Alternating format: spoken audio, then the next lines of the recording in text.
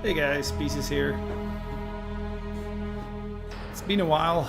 I'm back from holiday and just in time for the new league reveal. So as you can see, it's starting in about 12 seconds. So let's see what they will reveal. I will put myself on mute. I'll probably type more responses than I will talk. Hi, I'm Jonathan Rogers from Grinding Gear Games, and welcome to GGG Live. Today we're going to show you an exclusive reveal of what's coming next for Path of Exile 2. Twitch drops are enabled on today's live stream, so you'll be able to claim your Sun Priest's Incineration rare finisher effect by following the instructions below. Now with that out of the way, let's get started. It's time to give you a teaser of what's coming in Path of Exile 2, the Third Edict.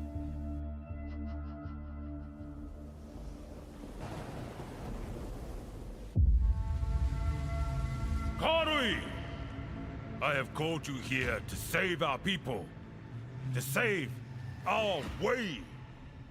Over the ages, we have known pain like no other, but we endured, and we became mighty.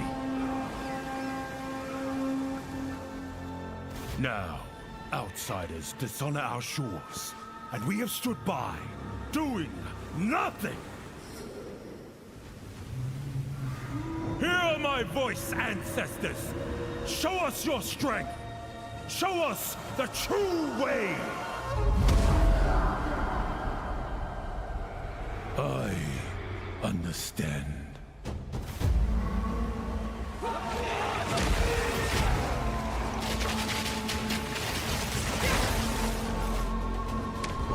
still!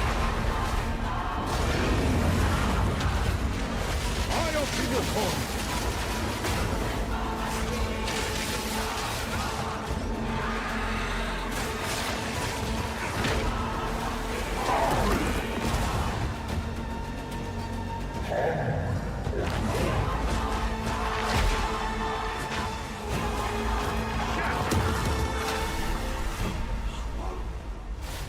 The true Lakura Makoi will rise.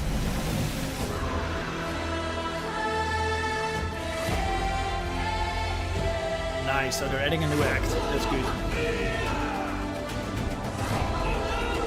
Wow, okay.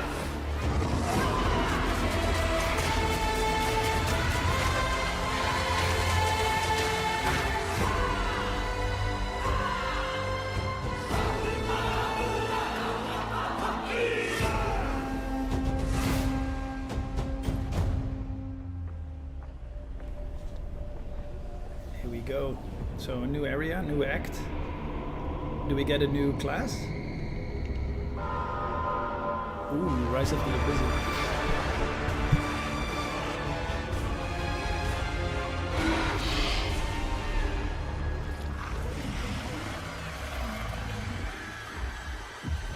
There must be a new endgame boss. Looks cool. Alright, so let's dive into the details. Let's see. Next Friday.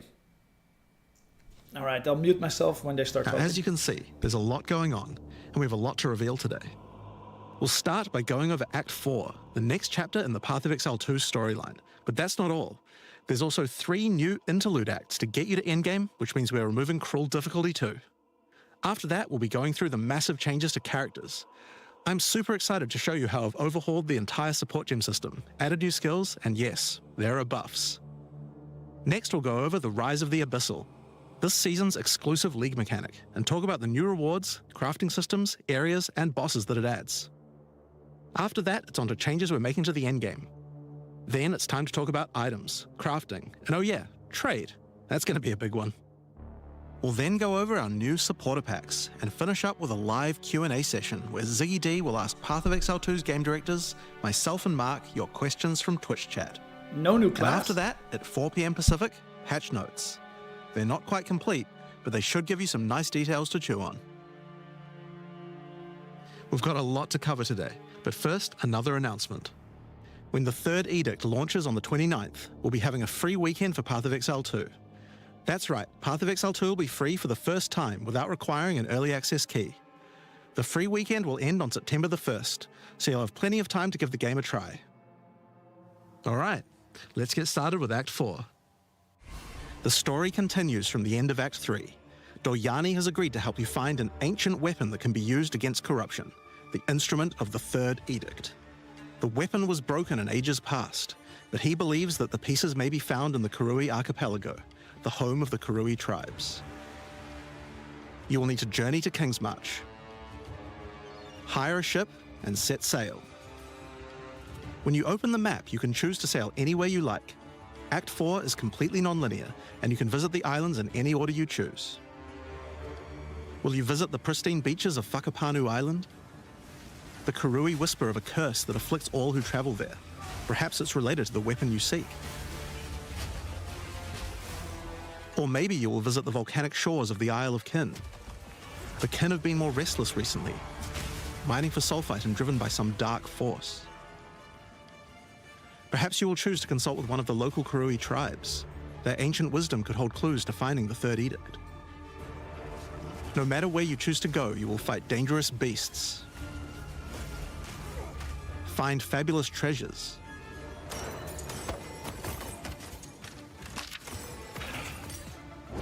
and battle incredible bosses. A challenger! Come, Yama sees your soul! Black Myth Wukong. There are 8 islands to discover, each teeming with its own flora and fauna. Act 4 contains over 100 new monster types, 16 new areas, 12 new bosses, and plenty of other interesting encounters.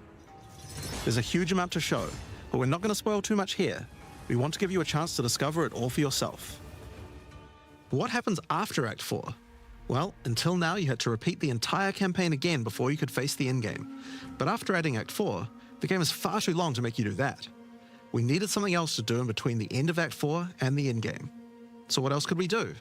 Add 3 new mini-acts, of course, and we're calling them the Interludes. The Interludes are a set of 3 temporary side stories that will be included in the game until Act 5 is released, that will take you to level 65 where the endgame can begin. Oh, that's cool. The first interlude sends you on a journey back to Ogham. Renly has been leading the efforts to rebuild Ogham Village after the defeat of Count Geonor, but there's a new danger afoot. The nearby town of Halton is surrounded by an impenetrable darkness, and each night their corrupted townfolk emerge to raid the local farmlands. You will discover new areas and new bosses. You'll need to find your way through the darkness, uncover the source of corruption, Soon you will serve our master. and defeat it. Yes, I shall dance with their corpse. And that's just the first interlude. The second interlude will have you return to the Vasteri Desert, where Asala has been given a sacred duty. When the skies align, the gifting of water requires a chosen Sekima to meet with the Selkari, guardians of the sacred water, but they're nowhere to be found. You will need to track down the Selkari, find those responsible for disrupting the gifting, fight even more new bosses, discover the secrets of the ancient ritual, discover new locations, and ultimately help Asala carry out her sacred duty. Now for Interlude 3. As Royal Thaumaturge of the Vaal, Doryani had plans within plans to save his people from the cataclysm perpetuated by Etzeri's lust for power. One such plan involved sealing a group of willing Vaal deep in a great mountain vault near the home of the Asmeri, deep enough to survive the cataclysm. Even though thousands of years have passed, he believes that their descendants may still live, and may be key to defeating the beast. The journey up the mountain will be dangerous. New foes stand in your way. And the further up the mountain you venture, the colder it will become. Explore caves of ice and enter the vault itself. Who can say what you will find within? The interludes are 6 to 7 areas each and generally include 4 boss fights as well. When you put that together with Act 4, that adds up to 35 new areas in the campaign and 24 new bosses. It's worth making clear that the interludes are temporary. When Act 5 and 6 are added, the interludes will be going away. These are side stories after all, but don't worry, the bosses and areas that make up the interlude are all part of the endgame. We're not just going to throw them away. And with that, we don't need cruel difficulty anymore. We do know that it was a pretty big chore to have to play through the campaign multiple times on each character, and this was a huge reason that the campaign could feel like a bit of a slog when playing through again. But we do also have another new feature to address that particular concern as well. So let's talk about sprinting. In 0.3.0, when you hold down the dodge roll button, your character will go into a sprint after they finish the roll. This is available on all character classes, and there's no limitation on how long you can sprint for. The primary purpose of this feature is to make navigating areas faster when out of combat. Because of that, if you do take a hit while sprinting, you'll fall to the ground. The best idea is to use a skill when you see monsters. That'll break you out of the sprint so you can engage with no danger. If you do need to run away from monsters, just hold spacebar. You won't be vulnerable during the roll, and you're faster while sprinting than basically any monster in the game, allowing you to retreat from combat. So getting hit when Sprint sprinting is a pretty significant like, change to being on a PoE2's gameplay. What I like most about it is that we can accelerate the pace of the game for those who want that, without having to compromise on PoE2's more visceral combat systems. Okay, so that's the new extensions to the campaign, but there's a whole giant league to play through as well. I'll leave that to Mark to talk about later. And that's because what I want to talk about now is the new stuff for your characters. And probably one of the biggest new systems here is with the support gems. Now, support gems are one of the most interesting elements to creating a build. They're what enables so many interesting mechanics and different ways to play. But PoE2's support gem system has just never been quite right. One of the major issues is the limitation of only having one support gem of each type on your character. We didn't want builds to just become using the same 5 most powerful supports in every skill. The problem with this design, though, is that it's actually working against using multiple skills in your build. If you can only use each support gem on one skill, it means that you're encouraged to go all in on that one ability. And we want to encourage you to combo your abilities, something needed to change. So with that in mind, we've removed the restriction of having one of each support gem per character. You can now use as many copies as you like. This should drastically increase the amount of possible builds and increase the amount of skill diversity. There are a lot of potential builds that suffered from the previous restriction. For example, a poison build previously couldn't add poison to more than one skill. They couldn't use stacking poison on more than one skill either. This severely limited your ability to combo with anything outside of the specifically designed poison archetype, but now you can. Many utility skills previously couldn't scale to endgame, because the supports that would make them scale were more useful to use in other skills. You would never speed up killing Palm with martial tempo, when you would much rather use it on your primary skill instead. There are more examples like this all over the place. In addition to that, though, we thought there wasn't enough feeling of progression in the supports as you went through the game. There were only 3 tiers of supports, and many of the most important ones were given out at Tier 1. Also, there were no strict upgrades, meaning that upgrading supports when you ran out of sockets required quite a lot of thinking. In order to solve these issues, we now also have multiple levels of many supports as you go through the game. For example, double barrel support gives you an extra bolt, but at the cost of 30% less reload speed. At Tier 2, the penalty gets lowered to 20%. But then at Tier 3, the support gem gets something new. It now reloads automatically when you heavy stun an enemy. In some cases, the highest tiers might work a little differently, and you'll have to decide if you like the upgrade or not, depending on your build. For example, rapid casting. The first couple of levels gives 15, then 20% increased cast speed. But then at Tier 3, it changes to a new approach. For each different spell you cast in the last 8 seconds, you get 10% increased cast speed, which could be a pretty big bonus if you use a lot of different spells. So that's pretty good for upgrades through the campaign, but we wanted to add a little more spice to the endgame for supports too. And that's where our new system, Lineage Supports, comes in. You can think of these like unique items, but for supports. There are supports that are only available at endgame, but they're much more powerful. Like Ratha's Assault. It's an upgraded version of Double Barrel that reloads your skill as you dodge roll, as well as increasing the number of bolts it can hold. But it does mean that it's the only way you can reload the skill now. Now, unlike regular supports, you can't find these through the uncut support gem. Just like unique items, many of these can be found from specific bosses. And there's a ton in the regular drop pool too. Some of them are fairly rare, others fairly common. Some of them are build defining, others are just straight up power upgrades. All in all, there's around 40 lineage supports being added throughout the endgame, so there's a lot of power to find out there. Now, the new support gems are certainly going to open up a lot of builds, but of course we have a huge range of improvements to individual character classes as well. As well as adding new skills, we had a big focus on buffing existing skills so that they can scale well into the endgame. There's a huge amount to cover here, so we're not going to discuss everything. We're just going to quick fire through some of the coolest changes. We wanted to make cold a more useful element on the Ranger, so we've expanded the cold tools available. As well as increasing its range, Escape Shot now creates fragments of ice whenever it hits the ground. These fragments explode after a short time, making the skill better for killing groups of enemies. But not only that, we added an ice fragment support that creates more of them when killing frozen enemies. And a new buff skill called Ice-Tipped Arrows that allows all your arrows to create ice fragments. This already gives clear to rangers wanting to use ice, but to take further advantage of the ice fragments, Freezing Salvo has been upgraded to shoot additional cold arrows towards every fragment, giving you a nuke-like ability.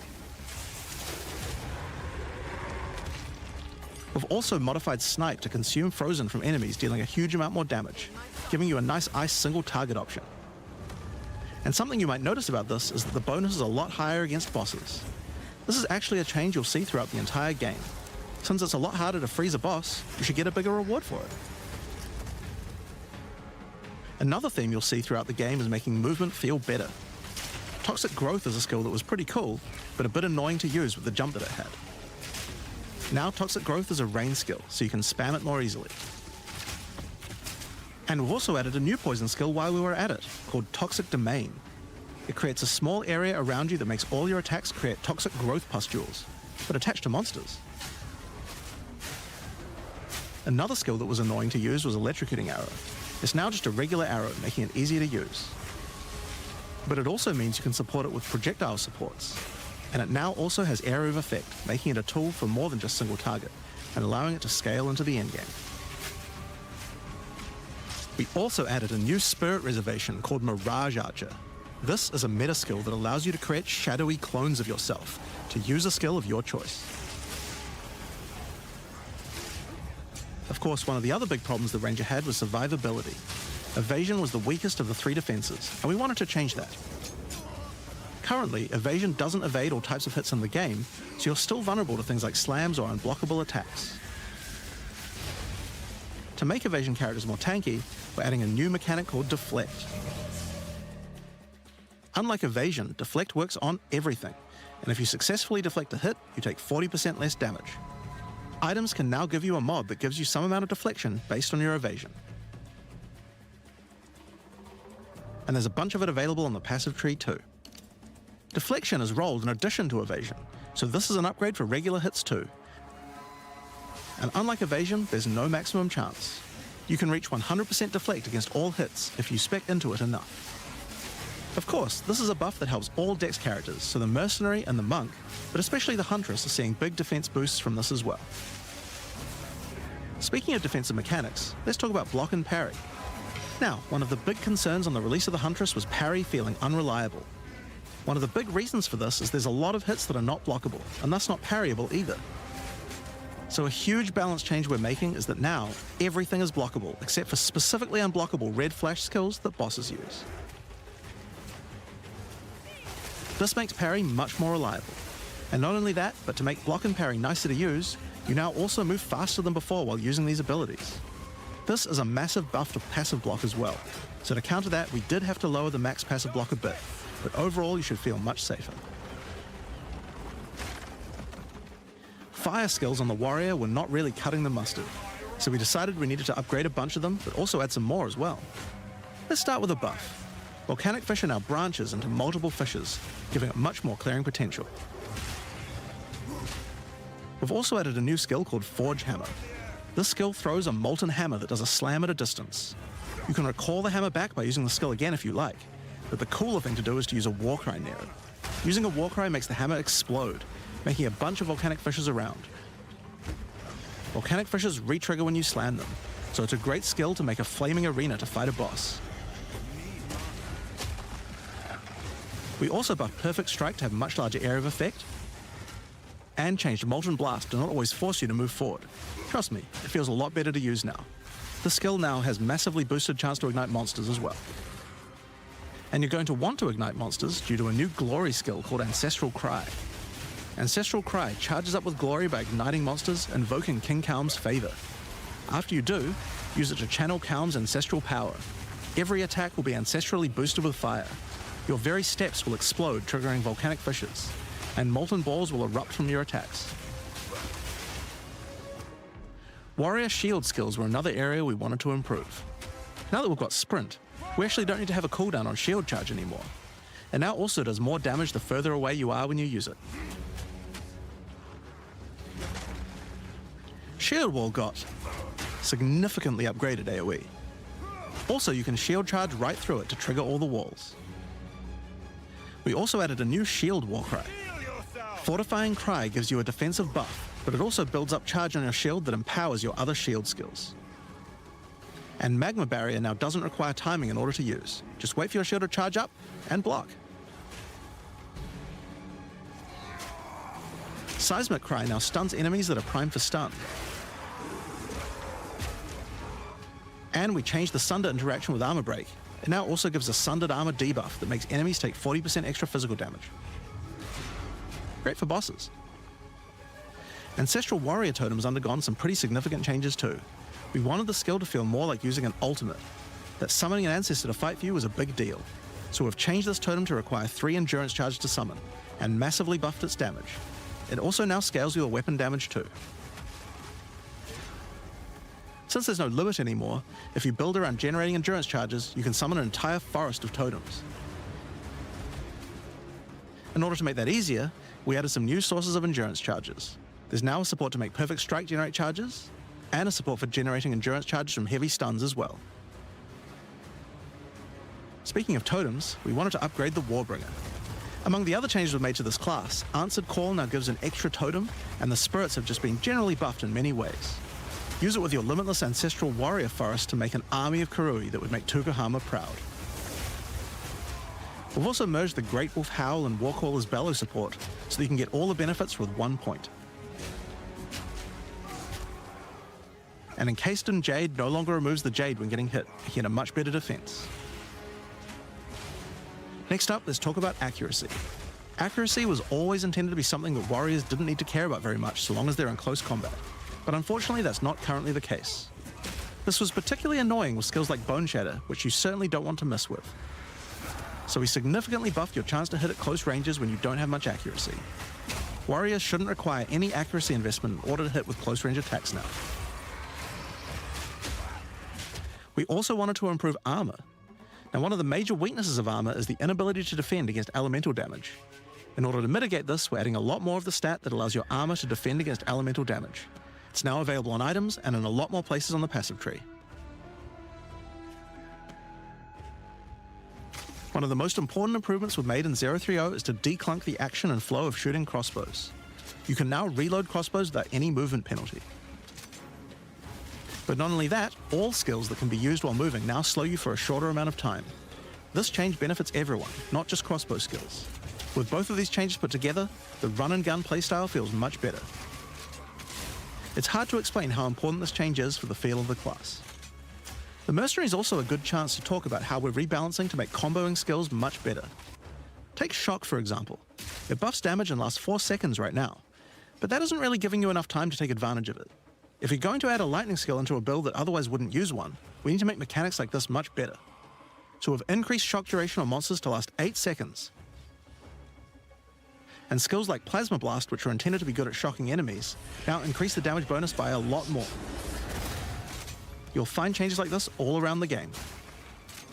Chill now lasts 8 seconds, giving you more of a reason to weave in cold damage. Freezing skills are better at freezing. Burning skills need to cause burns that last longer. But making skills like Permafrost Bolts and Incendiary Shot double down on how they're supposed to be used, it makes using them in your build alongside other skills much more likely. We're also making sure to buff specific combos too. The freeze explosions from frag rounds now chain to nearby enemies. And using high velocity rounds with armor break will now fragment the opponent's armor. This causes monsters to take a portion of high velocity rounds damage with every subsequent hit, even tiny pellets. So that means following it with a shotgun blast is way more effective.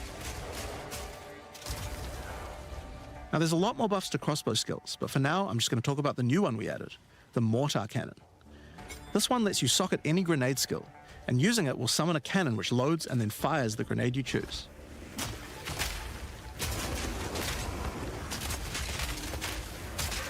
Another issue on the Mercenary were banners. They were just not very good, so we're doing a big upgrade to them. They now last longer, don't disappear when moving out of them, and we removed the Valor mechanic. They now just give a much more consistent and stronger buff, and you can use them when you get enough glory. On Witch, one of the main focuses was making various minion types more useful to use together. Melee minions in particular were just not that great compared to ranged ones. As a starting point, we just straight up removed the requirement for minions to have accuracy. Attack minions now always hit, which makes them way better. Brutes got some good numeric buffs, but we also added a new command skill where they do a war cry that intimidates enemies and detonates any frozen monsters and allies around you in a big cold explosion. We've also changed the Frost Mage's command skill to an ability that adds ice armor to your other minions, adding a layer of defense. And it makes them deal cold damage back to the attacker as well. The ice armor also makes the minion count as frozen, so the Brute's Warcry can detonate them too. Unearth was changed to work on corpses of your dead skeletons, allowing you to summon the minions more easily in boss fights. And they also got a new jump ability, allowing them to get into combat faster. Ray's Spectre was also feeling pretty weak for the spirit cost they have. To be honest, we were a little afraid of these when we first balanced them. We've both decreased the spirit cost for a large range of monsters, and have significantly increased Spectre damage too. They should feel a lot more impactful. There's also a lot of new spellcaster weapons with newer cult skills, but I'll just talk about one of them that I thought was particularly cool. The Reaping Staff is actually a wicked scythe that gives you a new ability called Reap. When an enemy is low in life, you can dash forward and rake enemies with the scythe to cull them instantly, healing you. It can also inflict critical weakness on enemies too. Now, there's a lot of balance changes in the Witch's Ascendancy classes, but I'll just talk about two of them for now.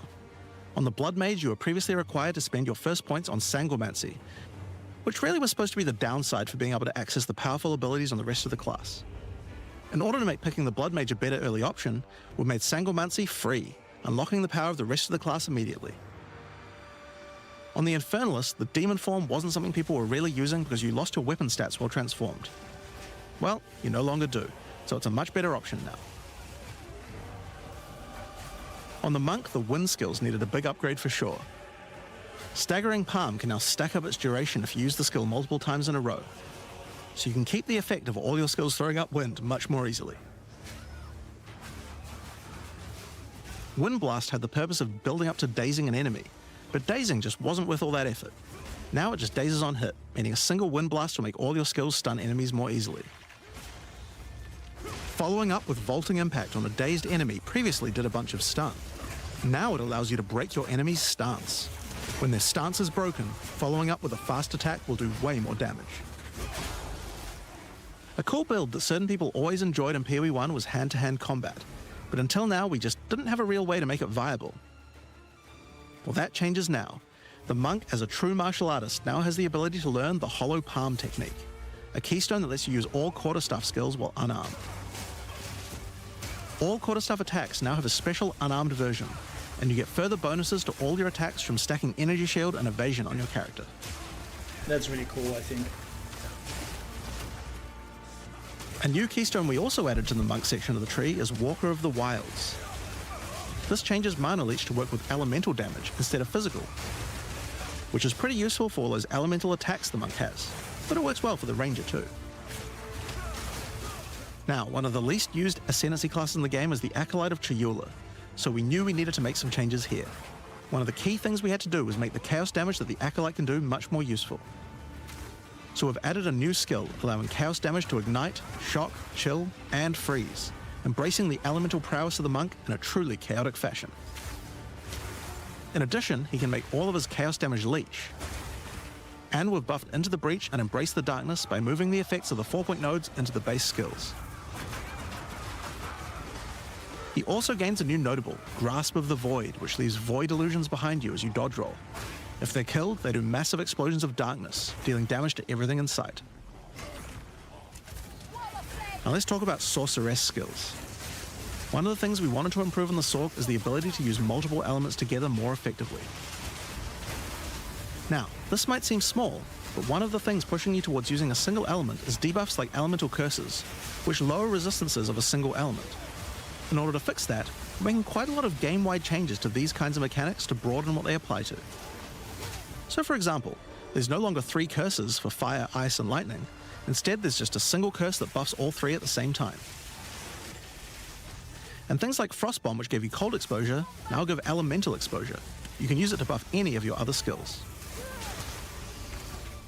We also wanted to make switching between different weapon sets smoother, so you can use different elemental staves more effectively. To do that, we've removed the weapon switch time, and now happens instantly. This applies game-wide too. Now, we didn't just want to stop there. We wanted to add some specific mechanics that work between different elements, and that's where elemental infusions come in. Certain skills can now drop elemental infusions.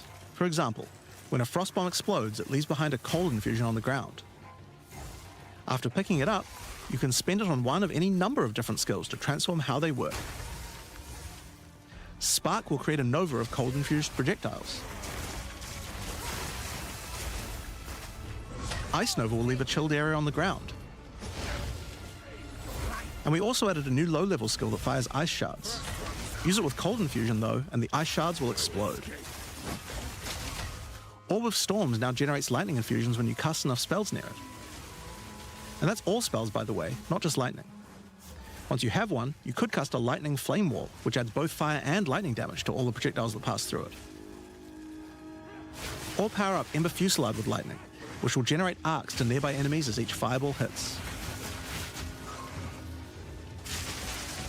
Or maybe go lightning on lightning with arc.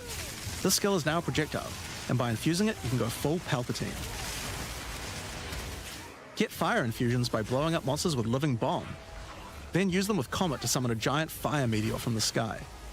Or use it with Firestorm, which transforms it from a small area into a much bigger one. Firestorm is unique in that it can be infused by multiple different elements at the same time. Add an ice infusion to rain down ice at the same time as the fire. And add lightning to add deadly strikes from the heavens into the mix. Or use it with all 3 to generate a storm that is truly apocalyptic. Cold Snap has been simply turned into Snap. Previously you could use it to shatter ice, but now it works to detonate all of the different elemental ailments, and makes them leave behind infusions.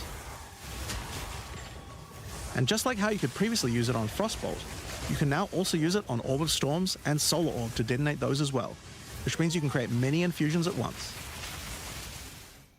We also have a Spirit Reservation skill, and a support gem to help generate them too. On the passive tree, we've added quite a few new keystones to the Sorceress section. Here are a couple of examples. The Black Flame Covenant keystone converts your fire spells to chaos and causes your ignites to deal chaos damage. Your fire spells and ignites will also turn purple. The Ritual Cadence keystone causes your invocation skills to trigger more times, but makes them trigger periodically over a longer duration instead of one. Great for those auto-bomber builds. Now, in addition to skill changes, we've added a lot more options for the passive tree for each class.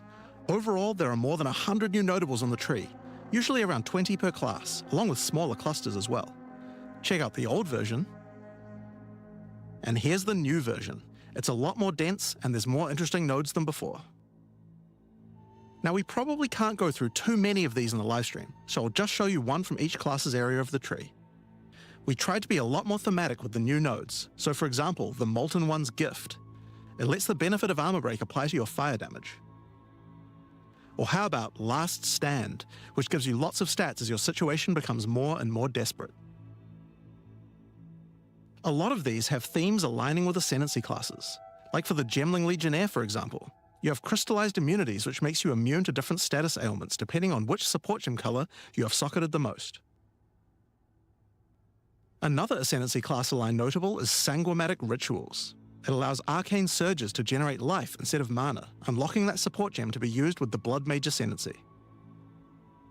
In the Sork area, you'll find these Archon nodes that allow you to convert all of your elemental damage to a specific element. You become a Lightning Archon when you spend enough mana, after which all your skills will be converted to lightning, and you will do extra lightning damage as well. We have ones for cold and fire too, with different triggers. Here's another cool one. Elemental Practitioner gives crit bonuses if you've triggered a skill recently, while also making crits generate more energy for triggers.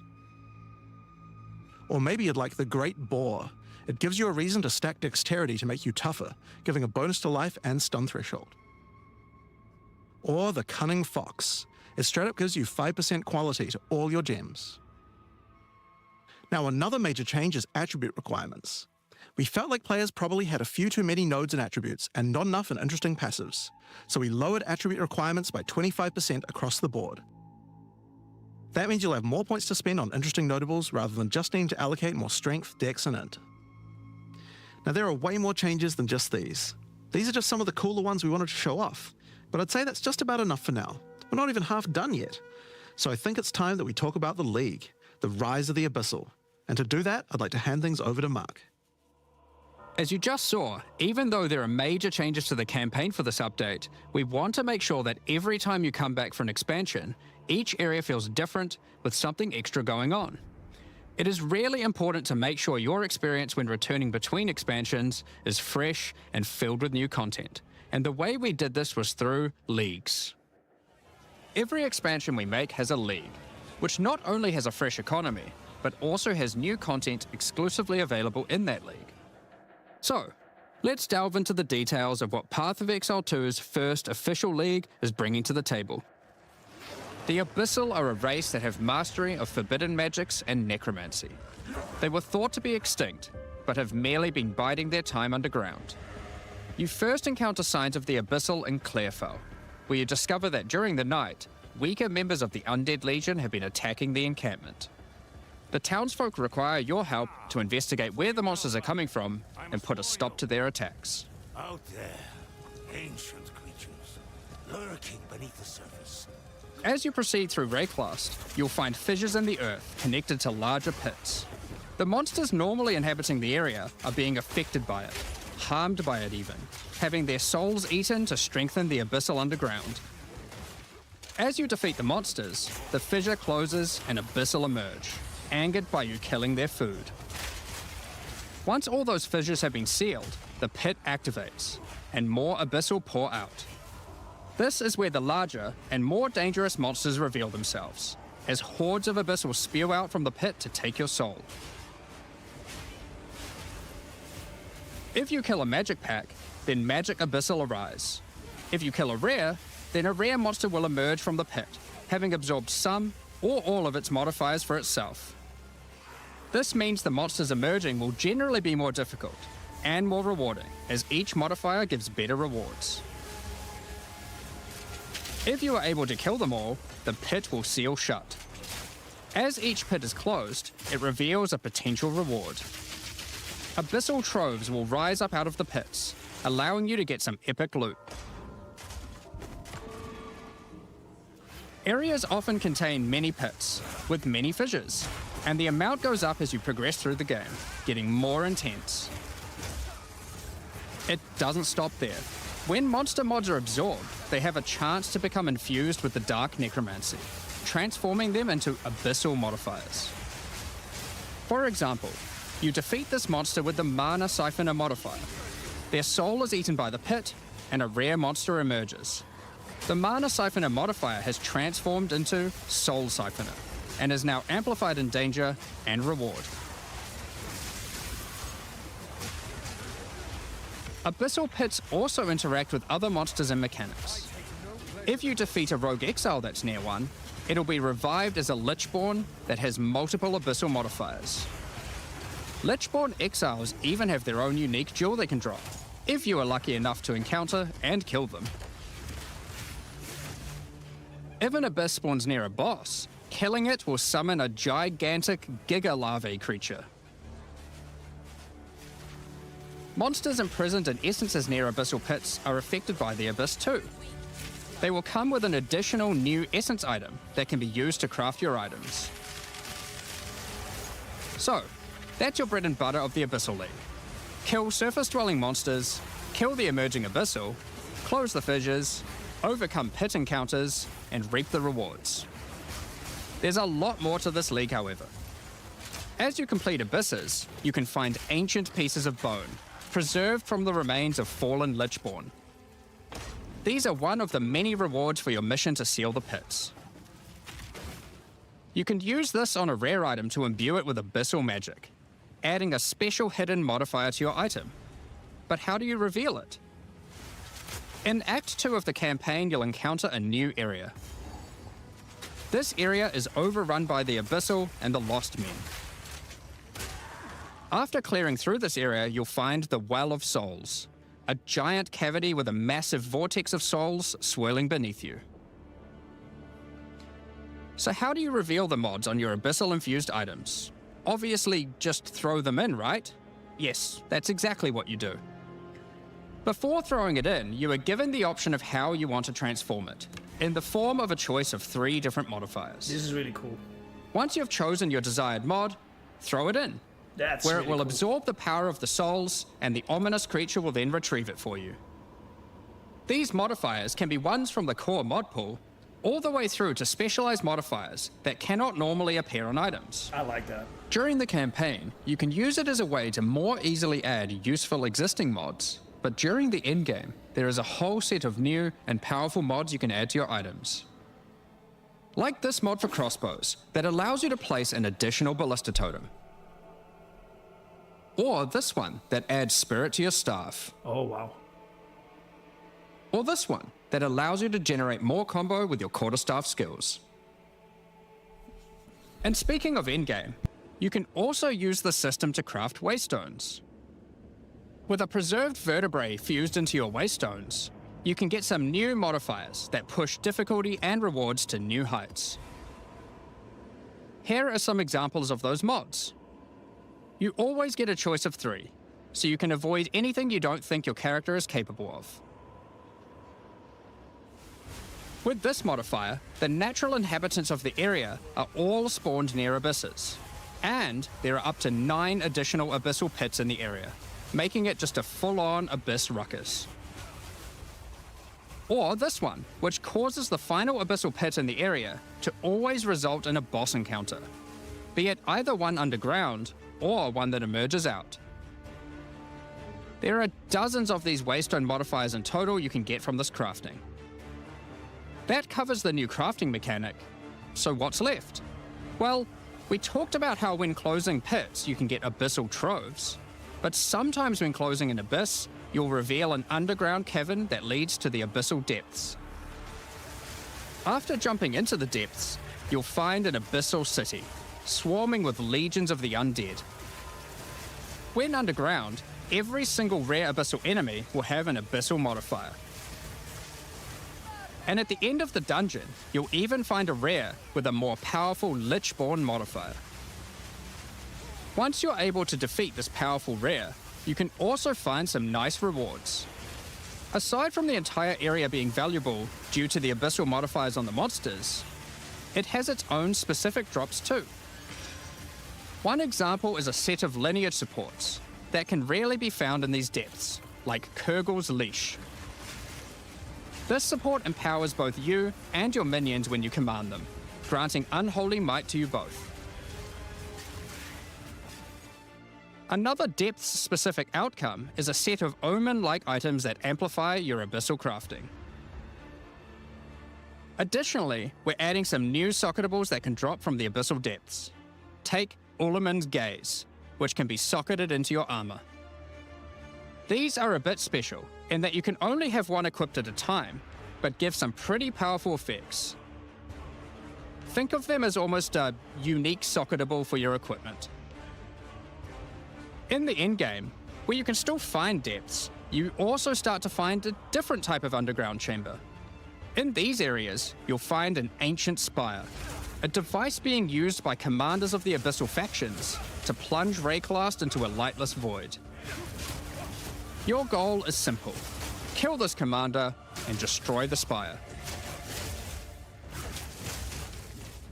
There are 4 bosses in the Abyss League, and there are some pretty cool uniques available from them. An example is this belt, Darkness Enthroned. It has 2 sockets, but hold on, socketables don't work on belts. Well, This belt has a special mod that allows it to count as a different slot for the purpose of socketables. This one, for example, counts as a helmet. I kind of want one that counts as a body armor. I wonder how rare that one is. You can also find this unique jewel, Undying Hate. This jewel transforms part of your passive skill tree into an abyssal version, and has multiple depths. The deeper it goes, the more of your passive tree is affected, allowing you to fulfill your fantasy of becoming part Abyssal Lich. Now, the last thing that Abyssal commanders can drop is a Finger of the Lich. But what use do you have with a random undead finger? Well, the next time you return to the Well of Souls, with the finger in your inventory, your character will almost feel compelled. To do what, though, you might ask? To jump in. The items you threw in came back more powerful, right? So, what's the worst that could happen? Well, you will just have to find that one out for yourself. Along with the introduction of Act 4 and the interlude, we will be adding 25 new endgame maps. These maps will contain all the new monsters and bosses we're adding, improving variety and giving you opportunities to experience the new boss fights many times. Let's take a look at some examples. Rock Pools is a map where you explore a shallow rocky coastline, surrounded by coral and filled with sirens. At the end is a giant Goblin King boss, ready to eat sulfite and squish you like a bug.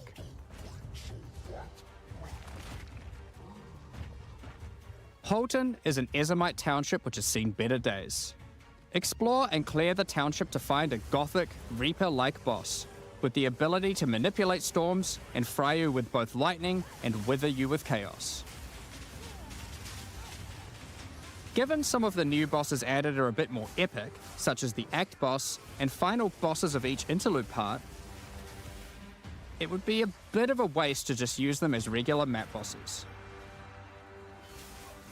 Instead, we'll be adding some new mechanics to the Atlas that use them. These start appearing pretty fast into the endgame and will help bridge the gap until you do your pinnacle bosses. In the desert biome, you can encounter a wild sandstorm.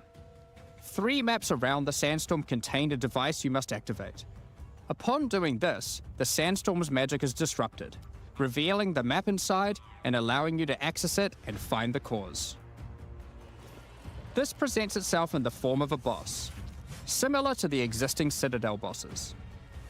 This boss is a Faradin Swordmaster, who has been blessed with the power of a Time Djinn, allowing him to take his swordsmanship to the next level by replicating himself, maneuvering rapidly, and severing the fabric of time itself with his powerful slashes. In the water biome, you'll encounter a giant maelstrom, where one of the maps surrounding the water biome connects to it, but the connection is obscured. You must run the maps nearby, hoping to find a beacon, which will remove the maelstrom and reveal the connection to that map. Another example is this Vaal vault in the mountain biome. But how do we get inside? Running the adjacent maps to it will yield a key, which you can then use to gain access to this vault. Or, you could just trade for one, I guess. Use the key to dispel the powerful force field surrounding it, leading to the Vaal Elite and their rewards inside. These all contain Uber versions of the Act 4 boss, and the bosses at the end of each part of the interlude.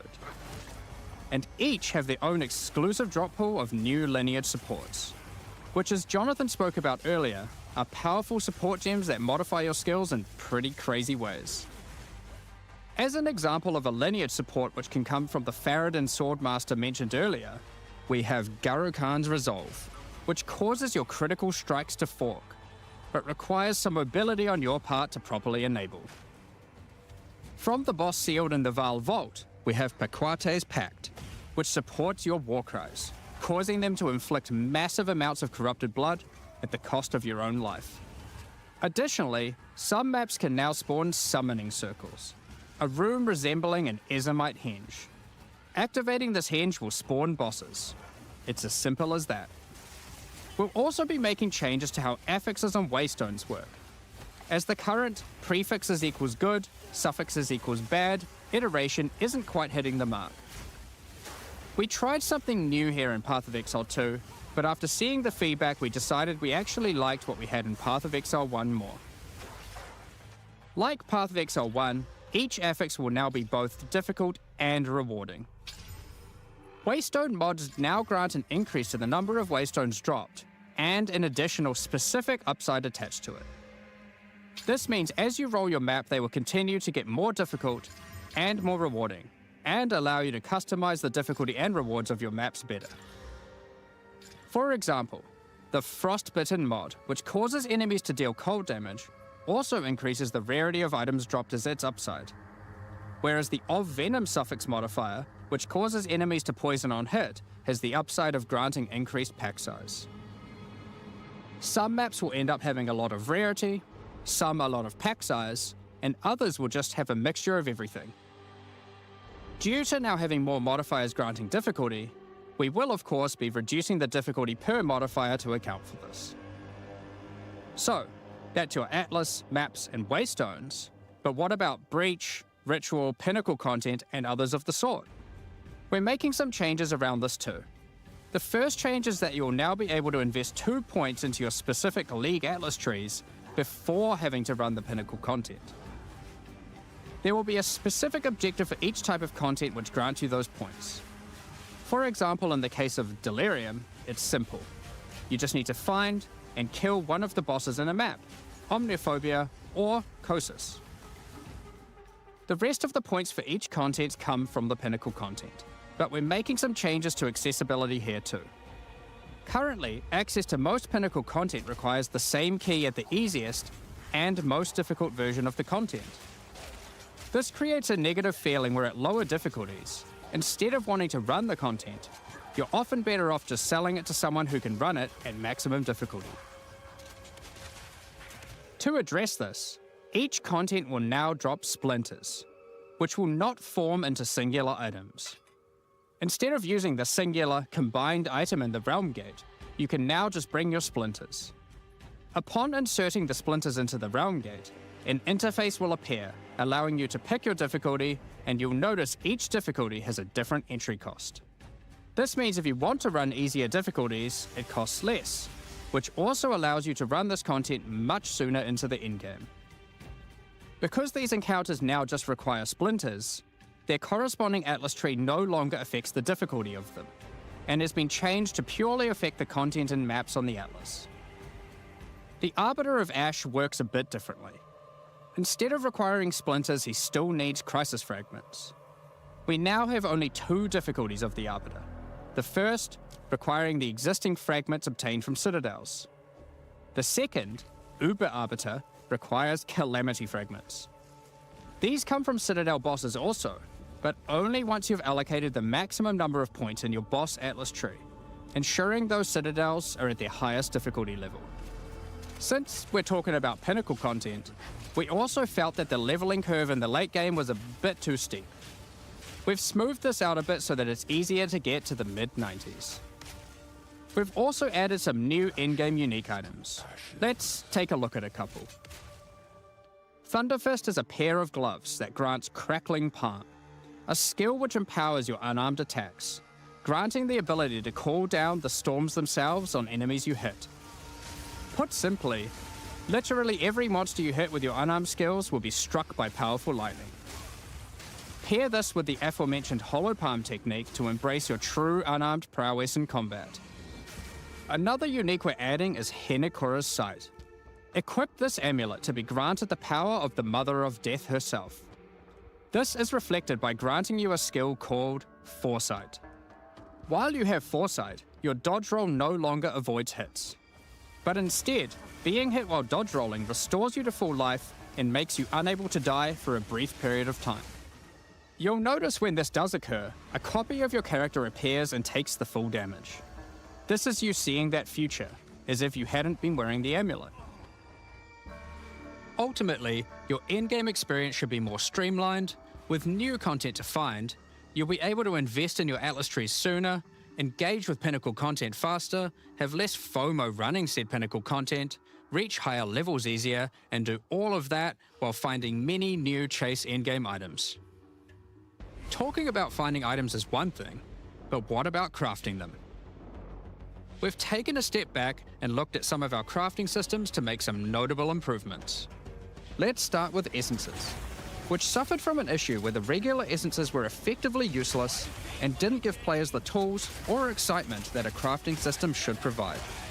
To alleviate these concerns, essences are being changed in a few ways.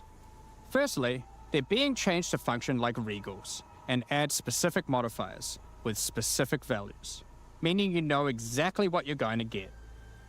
We found that players were often bottlenecked by regal orbs when crafting in the campaign, so this helps to fill that gap, allowing you to better upgrade your items. For example, this Lesser Essence of Flames, which will be able to add a flat amount of fire damage to your magic martial weapons. Secondly, we're adding many more tiers.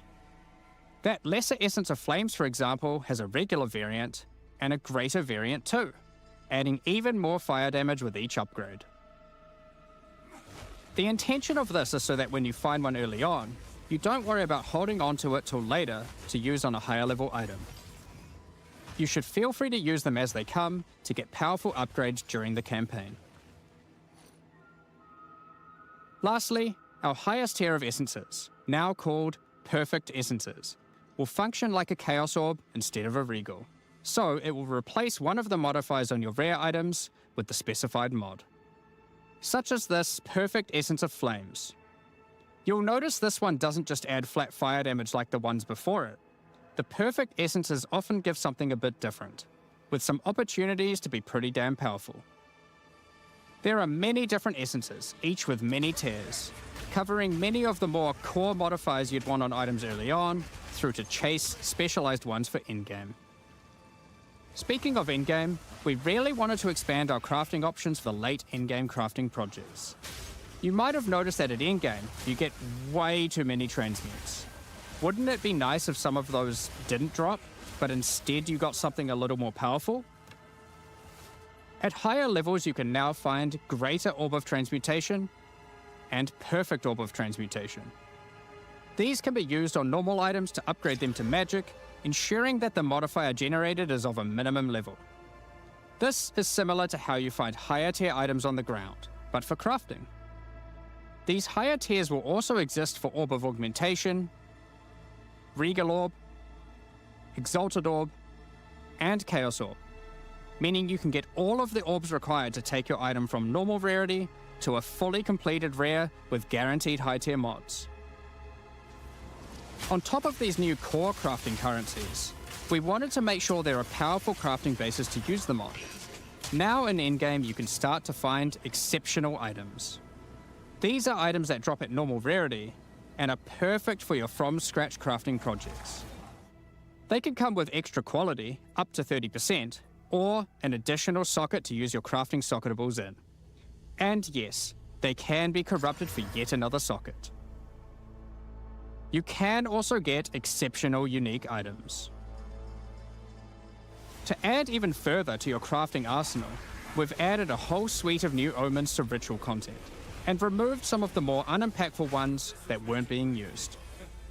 Some of the new omens include the Omen of the Ancients, which will cause your next Orb of Chance to not destroy the item, but generate a random unique of the same class. Or the Omen of Sanctification, which is my new favorite.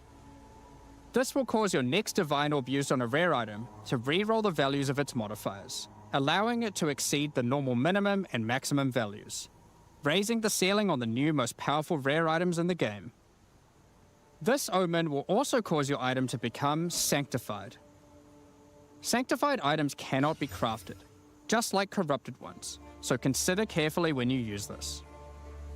Another is the Omen of Chaotic Monsters, which will cause your next Chaos Orb to reroll all modifiers on a Waystone, allowing you to fix your maps if you get some modifiers that are not feasible for your build. Besides these examples, there is a huge variety of new omens for you to discover in your ritual encounters. With the release of Act 4, notably taking place in the Karori Archipelago, you'll be able to now find a new currency item, Henikora's Lock. Henikora, the Karori goddess of death, has the power of foresight and is able to see many futures, including the outcome of your next craft. So, imbuing her lock onto an item gives you that same power too. For example, you'll know whether or not to use an Exalted Orb on your item, as you will know exactly what the outcome is. So, with all these new crafting improvements, it's safe to say you're going to be making some epic items, and not necessarily just ones for yourself. So given that, it's time to talk about a massive one. Trade. It's finally here. The moment we've all been waiting for. Fully asynchronous trade.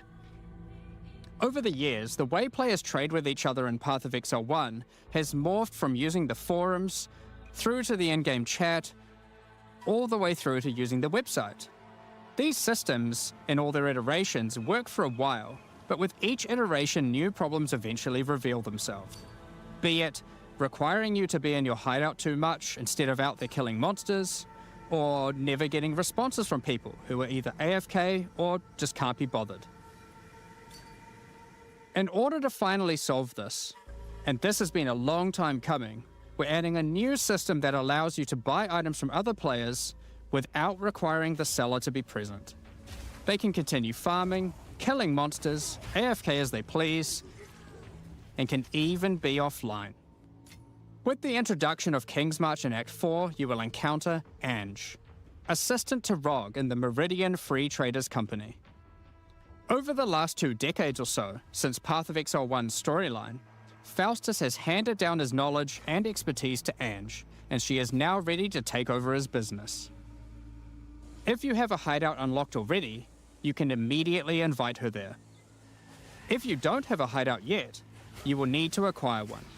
You can do this by completing a quest to defeat one of the bosses inhabiting an island in Act 4, allowing you then to take a slice of it for yourself, making it your new home and base of operations. Once invited to your hideout, she will now serve as operating your currency exchange, but also serve as the figurehead in your new trading empire.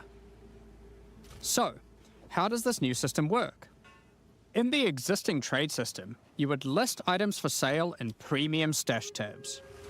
And then when someone wanted one, you'd have to take it out for yourself and trade it to them.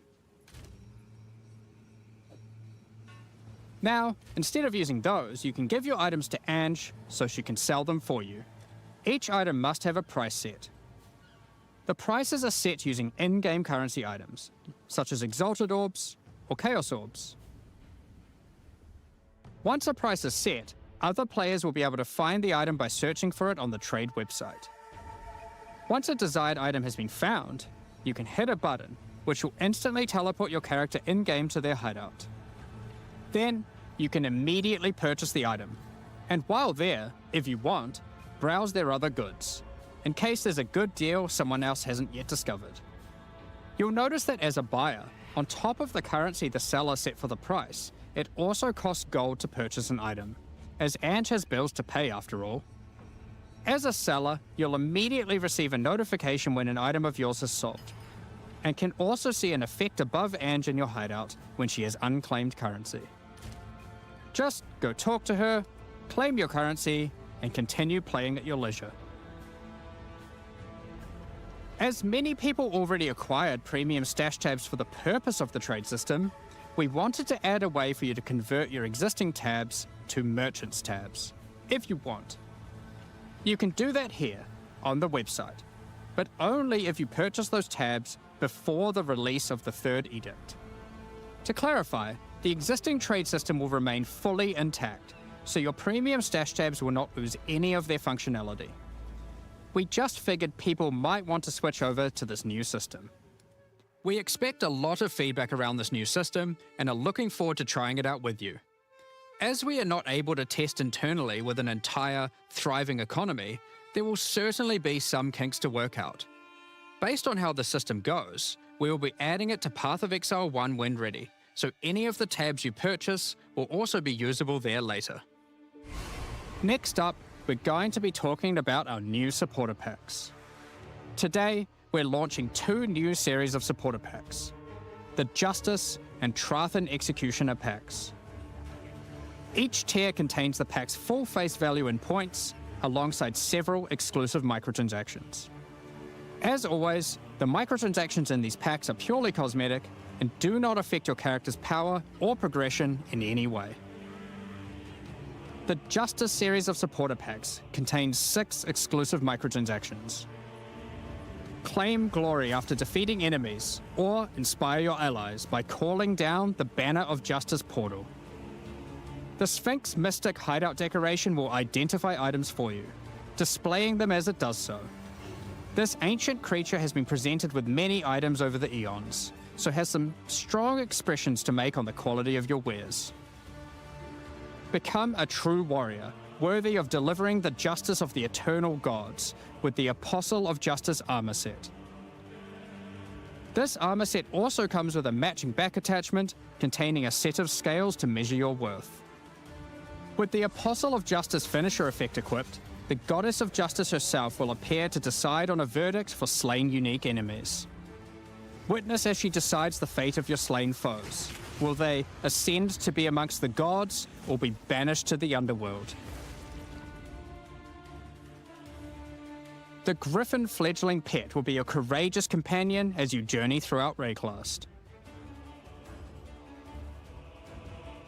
Take your place in the skies in the Plateau of the Gods hideout.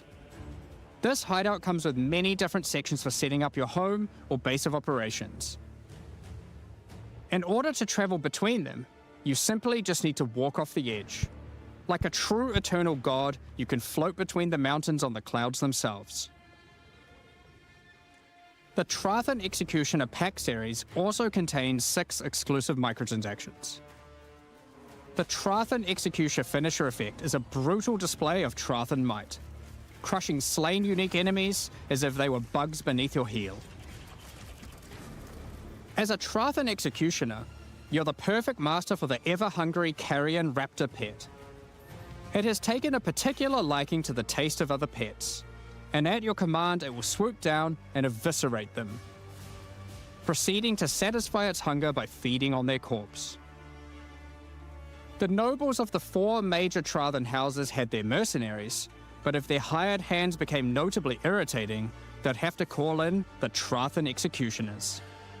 You can now embrace their methods and become brutality incarnate with the Cruel Trathan Executioner armor set. The matching Cruel Trathan Executioner cloak will shroud you in scarlet as you crush the skulls of your enemies and leave a trail of blood behind you as you build up a kill streak. Or use the alternate variant to simply put a skeleton on your back.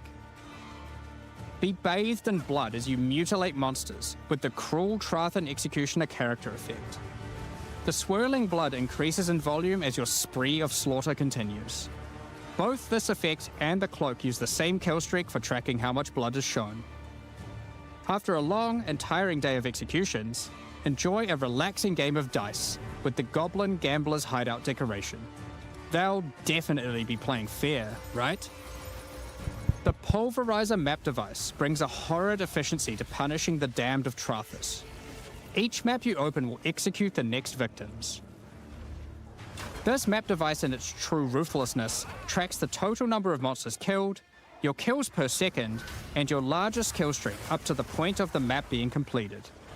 This is then displayed on a leaderboard so you can take a measure of you and your friends' violence at the end of each map. Additionally, any microtransactions from the supporter packs will be made available for use in Path of Exile 1. That's enough about cosmetics. Let's get into the Q&A. But firstly, I want to give a huge thank you for your ongoing support. We're just about to start the Q&A with Ziggy D. Afterwards, at 11 AM NZ time, or 4 PM Pacific, we'll post Path of Exile 2, the Third Edict's patch notes. With the release at the end of next week, our community team will be posting crucial information you need for the release. Keep an eye on the news. Thanks for joining us today and checking out our latest developments. We're looking forward to seeing your experiences with Act 4 and its new bosses, fighting the Abyssal, trying new builds, and crafting new items. We'll begin the Q&A shortly, so please get your questions ready. Alright, that's quite a lot. I think the biggest surprise for me is that there is no additional class. So they have an Act 4, they have sort of in between acts that you don't have to repeat Act 1, 2, and 3, which I think is really good. I think they made some good updates to Endgame, which looks pretty promising. I think it's really good that you... Hello, and welcome back, Exile. Okay, there's no audio. After a absolutely monumental reveal, we now have a suitably juicy Q&A session for you. This was last time as well. It was pretty bad. So grab a cuppa, grab a snack, and settle in. I'm joined once again by Jonathan and Mark. Is it just me? A lot. The patch that had to fix all the things. Yeah. That was the goal. I mean, we didn't quite get to literally everything, but we certainly managed to do a lot of things that we were very keen to do. Yeah, so audio is you guys absolutely told me dog that shit. This was uniquely nerve-wracking for you because there was, I guess it felt like there was a lot of pressure on this one to fix everything. Absolutely. I mean, look, we've obviously got a lot to prove. We need to make sure that we're like that. Well, put it this way. So anyway, I think I'll just talk over these guys for a second because I cannot hear them anyway. So I think it's really good that you can have multiple copies of support jam in different skill jams. I think that's a really good change. We're a lot happier with this release than they were with the last one. Yeah, I think they made a significant amount of changes to crafting, which I think was important because I still think with the changes they made for 0.2 it was not good enough. And I think the other thing is hopefully this trading process will be more straightforward. So let me see if I can boost my my audio here and actually hear what they're saying. So I'm certainly going to be happy once we finish the campaign because we're going to be back to normalcy again. But yeah, it's a what it does do is it means that there's like a huge amount of content to draw from. There's obviously a huge amount for players who are not necessarily the in-game players as well, because you've got all of the the new campaign stuff. So it's like a pretty big everybody deal is for us. whining about the But also audio. we can take a bunch of that stuff and move it into the in-game too. So the in-game kind of sees a big expansion as well. So yeah, it's been it's Maybe been it's because quite a I'm good on one. my Early on, computer. we had the process. Actually, we just literally grabbed my whiteboard in my office and we just wrote down every single problem. Yeah. And I'd say it's not a strategy we've done to this degree, this methodically before. Right. We were like, okay, we have to solve everything on this whiteboard. Yep. Literally made a tier list up there. Like, this we is had a T1, this tier is T2. We like, actually fully of every problem, and Yeah, there were things in there like performance and things that aren't necessarily the actual game content. And I mean, all the this kind of very stuff. the very one at the top of the list was campaign is a slog, right? Like that was the one that we were like, we got to solve that. So things like that were just like we were, because we're really trying to be honest about like, here are the real issues. And the reason it ends up being a bit nerve-wracking is because we had a goal to fix all of it. And we didn't get to fix. We aren't fixing literally everything. We're fixing almost, a lot. And I'm sure a few new problems introduced here and there. However, obviously, as we're watching Twitch chat, there was a huge amount of stuff about towers. We had a plan; it was on the list. It just unfortunately we couldn't get time to sort it. So that's one of it's probably the notable one, I would say. Yeah, so we'll kind of discuss around your vision and stuff for Endgame soon as well, so that you can give people some reassurance about like where you want to go with that. But we should also mention just the other elephant in the room, or the lack of the elephant in the room, with the druid. No elephant form, but the joke kind of works. Yeah. So it seemed that druid has been uniquely challenging to get shipped. It's been something you've been working on for a while now, and just getting it right. What has been the challenge with druid and getting it out? Well, I mean, okay, so we started believing that we were going to have druid in this version. And that was the case for at least 2 months of the 4 months of development that we were that we had here. And obviously, like a bunch of work had gone on before that as well. But at some point, we realized, that we don't want to have the mistake that we effectively had with 0.2.0, where like we put a huge amount of effort into the class and then we didn't get time to fix like all of the concerns that people had outside of that, right? Because obviously the same resources go into making a new class as go into balancing the old ones and making all that stuff, right? So if we don't have the balance in like a good place, it kind of feels a bit bad to like be throwing in a class that's kind of effectively disrupting that.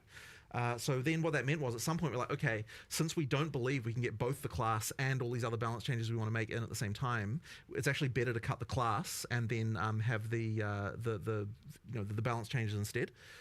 So that's what we ended up doing, and obviously it was like a really hard thing to cut because obviously like, you're going to have another one without a class, like it feels really terrible. But we've got the philosophy now of like we have to make sure that we're in the release month that we say we're going to be in. So therefore something had to go, and unfortunately that was it. But it means we've obviously got a huge head start for when we actually do it next time. And I mean, look, there was so much stuff that was cut, like even as large as it is, like there's like ascendancies and all sorts of stuff that was gonna be there, and we'll get to it. But more important to just make sure that people are happy with with the stuff that's in, and make sure all those changes are great, and make sure obviously you've got answers for stuff, right? I imagine for Druid, it's a big part of it's just the fact that the shapeshifting, getting it looking and feeling. Yeah, right, no, is it's a really huge deal. challenging, right? It's hard. Like there's so much animation stuff that has to go into making each form feel right. So yeah, like that. But we'll get there. Like I don't think we're that far away from it now. So it's just a question of prioritization. Yeah, it seems like is probably the hardest class of all. Then might be. Yeah. I think it will be. Yeah. You're getting a bit more ambitious as you go with each That is class true. too, which That is true. Every class is a step Not up from helping. the last in terms of that. Yeah. Yes. So I guess on that note, do you have a vision for who's next after Druid, or is it kind of a race between them to see who ends up feeling the most I've finished? always said that it would be criminal to go into full release without having swords. So that's Yes. that's It's kind a of a little pretty bit clear. It's a little bit criminal to get this far without. Yeah, having to be swords. honest, it is. Yeah. So I'd say It that is would be weird when you think about Yeah, it. yeah, It's yeah. real So- weird. It's real weird. So that would be an obvious candidate. Is making sure that we've got So that. going that on. people can infer from that some sort of duelist or something, most likely being the sword one. And as you said, the ascendancies are just kind of the same boat as you weren't satisfied with where they were at to be able to get those in. So that's the things you missed, but that's like the list of the things you missed. That and doing something with towers. Yeah, so yeah. now we can talk about kind of what you have done. We'll jump into endgame first, since I know the towers and stuff have been a hot topic for people. So we'll talk about the endgame. This wasn't ostensibly supposed to be an endgame update, from what you were telling me, but it still seems like a pretty big endgame update in the end. Yeah, I mean, well, part of that is because we obviously get all the content that we produced for the campaign. We get to make all the endgame versions of that. Yeah. That obviously adds quite a lot. But we did want to make sure that we weren't just being like, okay, so we're adding a bunch of bosses. Like, we wanted to make sure that the more epic ones that we added to the campaign have some new mechanic for them on the Atlas as well. So that's where we had those various mechanics with, like the sandstorm and that kind of stuff. Yeah. Those kind of like Atlas events. And it really does contribute to the feeling of exploration to have more of that stuff. And then, of course, once you got that, you start getting into, okay, well, what rewards is it going to drop? Then we started to think we need a new category of rewards that these things can have. And that's, we started to think about the lineage supports and that kind of stuff. So it just ended up kind of adding up to quite a bit in the end. But it isn't like kind of like the big end game change that we wanted to do. Like, we had a design for that, but we just kind of haven't quite got to it. So but it still ends up being quite a lot. And one of the big things that it also, I think, will help bridge is the kind of mid-end game part. Like that's still a problem that we want to improve, but like it adds quite a lot there, because you're seeing that stuff on the Atlas a bit earlier. What's the problem there as you identify it? I mean, you've got this issue where effectively, and we are doing some stuff to address this, but effectively you've got like the pinnacles at the end, and you've got like, obviously when you start, you've got a bunch of content, but it doesn't feel like there's those kind of mid-end game goals that you can easily achieve. That's kind of the issue that we're trying to just solve. a lack of direction, right? Right. I think there's not enough like really guiding you. Like, the narrative kind of falls apart there, right? Because it's just like open world, and you want a bit more of telling you where to go, what to do, have those goals where you're like, I want to do this next and this next, as opposed to like, I could do this or this or this. It's nice to have those, but it's nice to also have the things kind of directing you as to like, this is exactly what I want to do. The boss I want to get to. So there's kind of just a big gap there. We want to add a whole bunch of stuff in the middle there. We have a huge plan, but again, it's like, we need to you got this working on a campaign, you've got working on the end game, and you got all these like, how do you juggle all of these things? It is brutally difficult, and you end up having to think. So I would expect next expansion to be way more end game centric in terms of fixing all of this, because it was on the whiteboard. But we did do some stuff with what we had. So like that splinter change, I think, is going to be quite a big one. Like, it doesn't look like much from what we showed, but what it does mean is that you've got pinnacle fights earlier in your in the experience, and of course you've got the thing where we're making it make more sense with regard to the difficulty, the access to the different difficulties, by having it so that it's cheaper to get to the lower tier ones. So that helps quite a lot, and I think that'll improve things quite a lot even just from that. So yeah, and like, of course you got the league now in endgame as well. And of course there's a league there too. The Wisps were Wisps, sure, wasn't really a league. It's kind of just like, was not a full-fledged not what we've league done mechanic. before. And a lot of people in PoE2 may not really even know what a league is. I mean, we kind of had it with Dawn of the Hunt, but I mean, having Abyss in every single area, there are abyssal icons you can find on the map. You can't add them because they are in every area, the Abyss. So, and you have, the waystone crafting and stuff like that. So there's a lot of endgame just added by the league's existence as well. Plus a lot more combination of the league mechanic with other mechanics as well, which is something that I'm always keen for with leagues, is like have a bit more interaction. Yeah, So, you were telling me that you had specifically made it so that Abyss would have specific interactions with basically everything else. for sure. Like if a Rogue Exile's standing there, you get a special boss based on the Rogue Exile. So that's rather interesting extra combination stuff there. It is interesting because this is a league mechanic. It's in every zone. It's guaranteed, but it's part of a league mechanic. But does this also have like Atlas tree integration in the way that it would later on as it becomes like a core element? No, not the way that's kind of handled is through some of the waystone crafting. Yeah. We, depending when the league ends, we obviously do the whole again more for people who maybe don't know what a league is and how we handle this stuff in PoE1.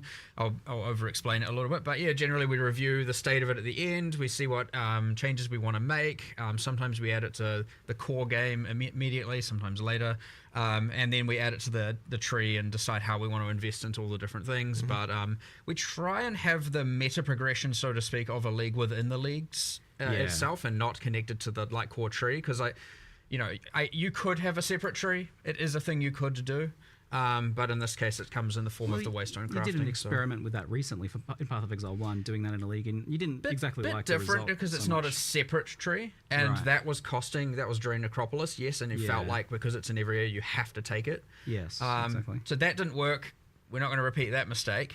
It could be a separate tree, but we just did it through the waystone crafting stuff instead, and you can invest in the Abyss and juice the Abyss that way. And I mean, we'll see how we fold it all in as we go into the 0.4 though. Like, that'll be an interesting one. All right. Well, one of the kind of like, I guess, endgame issues that I've identified in the past was kind of how the Atlas trees worked and progressed and what they afforded. And it felt very top heavy. Like you had to beat the boss to get points to just scale. Well, that's what I'm talking about with the lack of mid-game stuff, right? Yeah, exactly. Yeah. So that's changed now, though. Like the league mechanics don't scale difficulty of bosses at all. They're just about what the content is in maps. Yeah, right? and you get the points way earlier. So, in fact, you even... Some of them, we made some changes to that actually as well since last night.